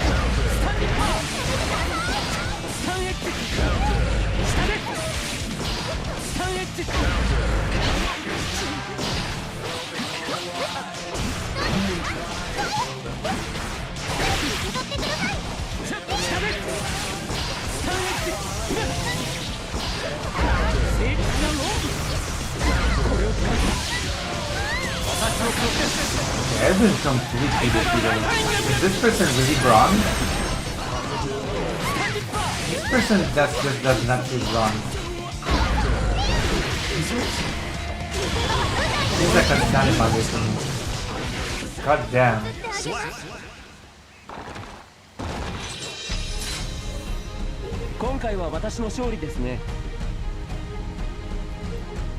This person really bronze? Duel 1.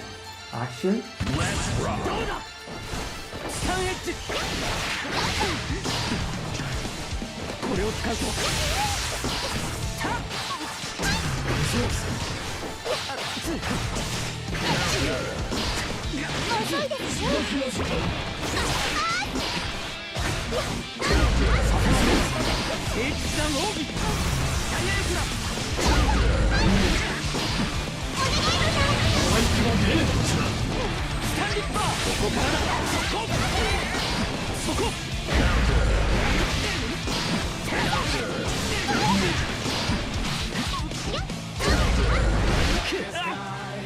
So one around.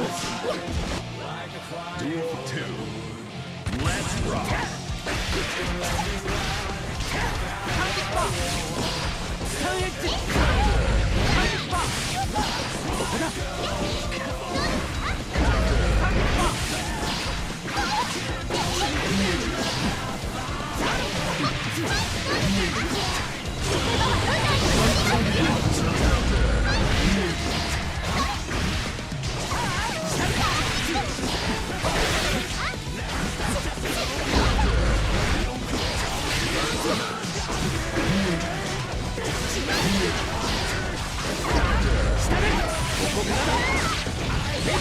Holy shit. Well, I want to fight against them, okay. Alright, there you go.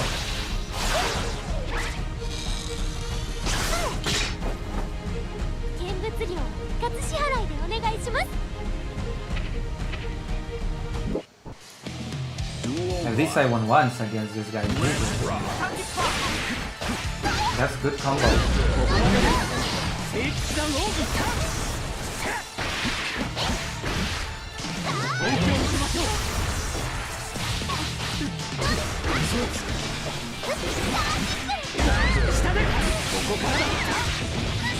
Yeah, this person is wild combo game. I need combos if I am to survive in this brutal gear.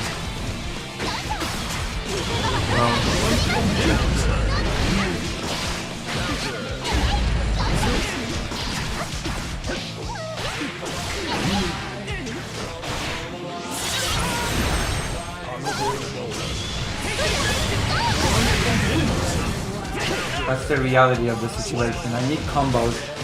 I need to learn them fast, or else I will not be able to be competitive at all. This person just gets so much done by just knowing combos.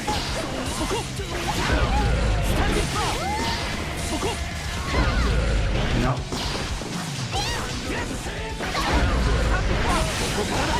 So much mileage.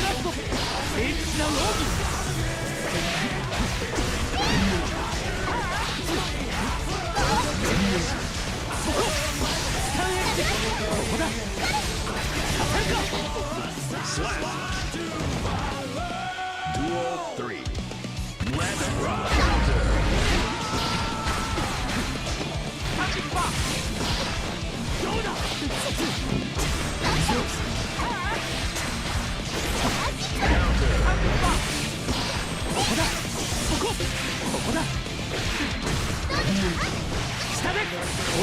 Okay, just look. It's all about this combo. Ah.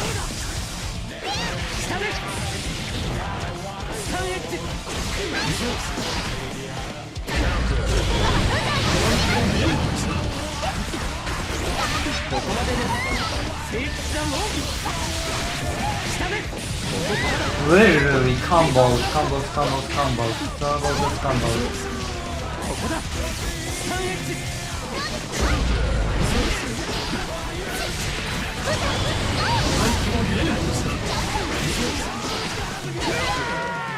Slap. Whew, that wasn't. But I won. Almost back to bronze 3. I'm almost back. Okay. Wait, do you want another rematch? Oh no, never mind.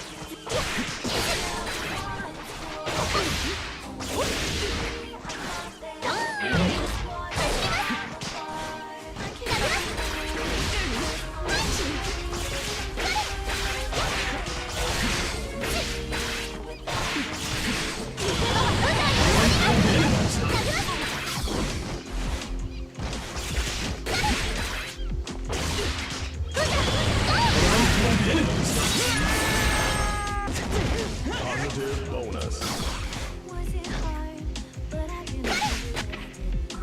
We've got a newcomer.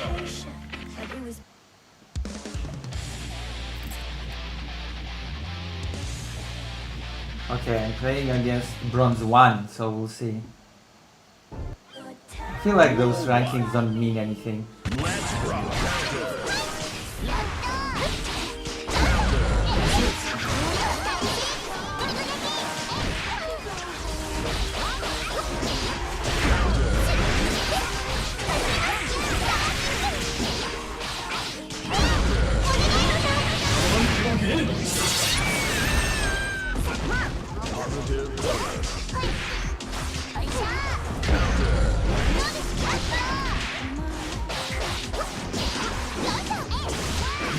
Why is the game so sluggy and laggy all of a sudden? What the fuck? Why is the game so slow, like underwater? What the fuck's happening? I am winning, but the game's so laggy all of a sudden. It's like I'm playing underwater. What the fuck?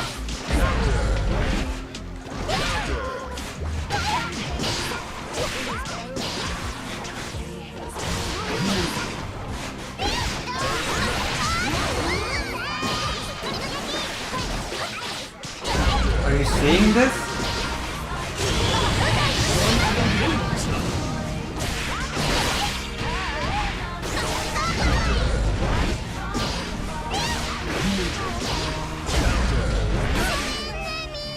Slap.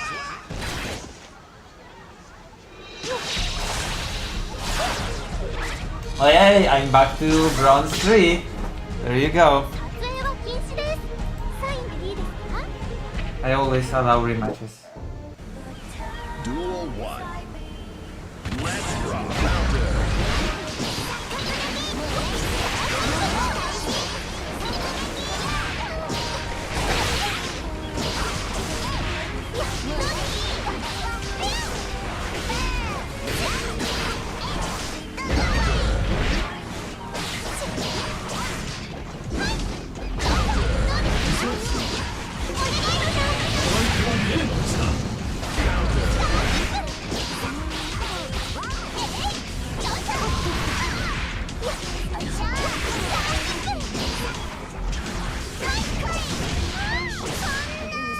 Slap.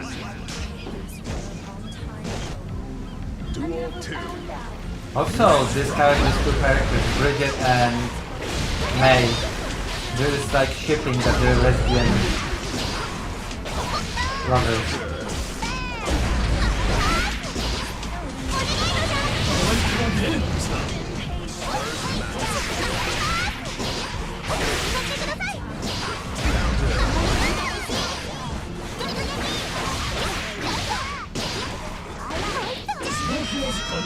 Slap.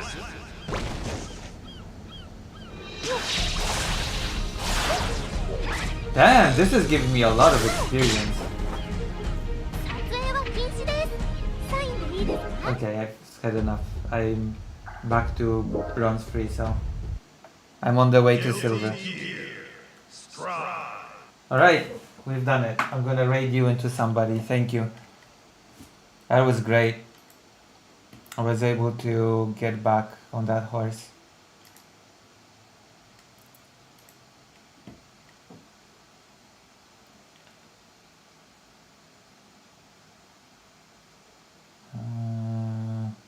What the hell is this?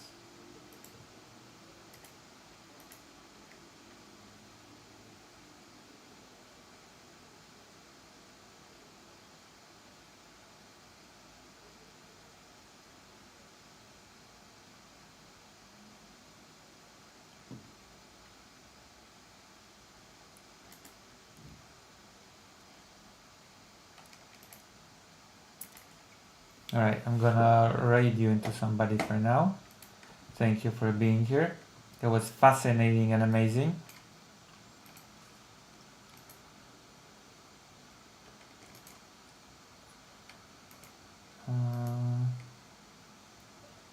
Who do I raid you to?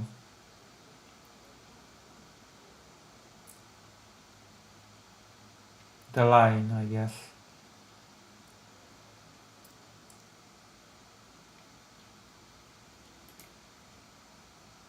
Alright, see you. See you soon actually. Bye bye.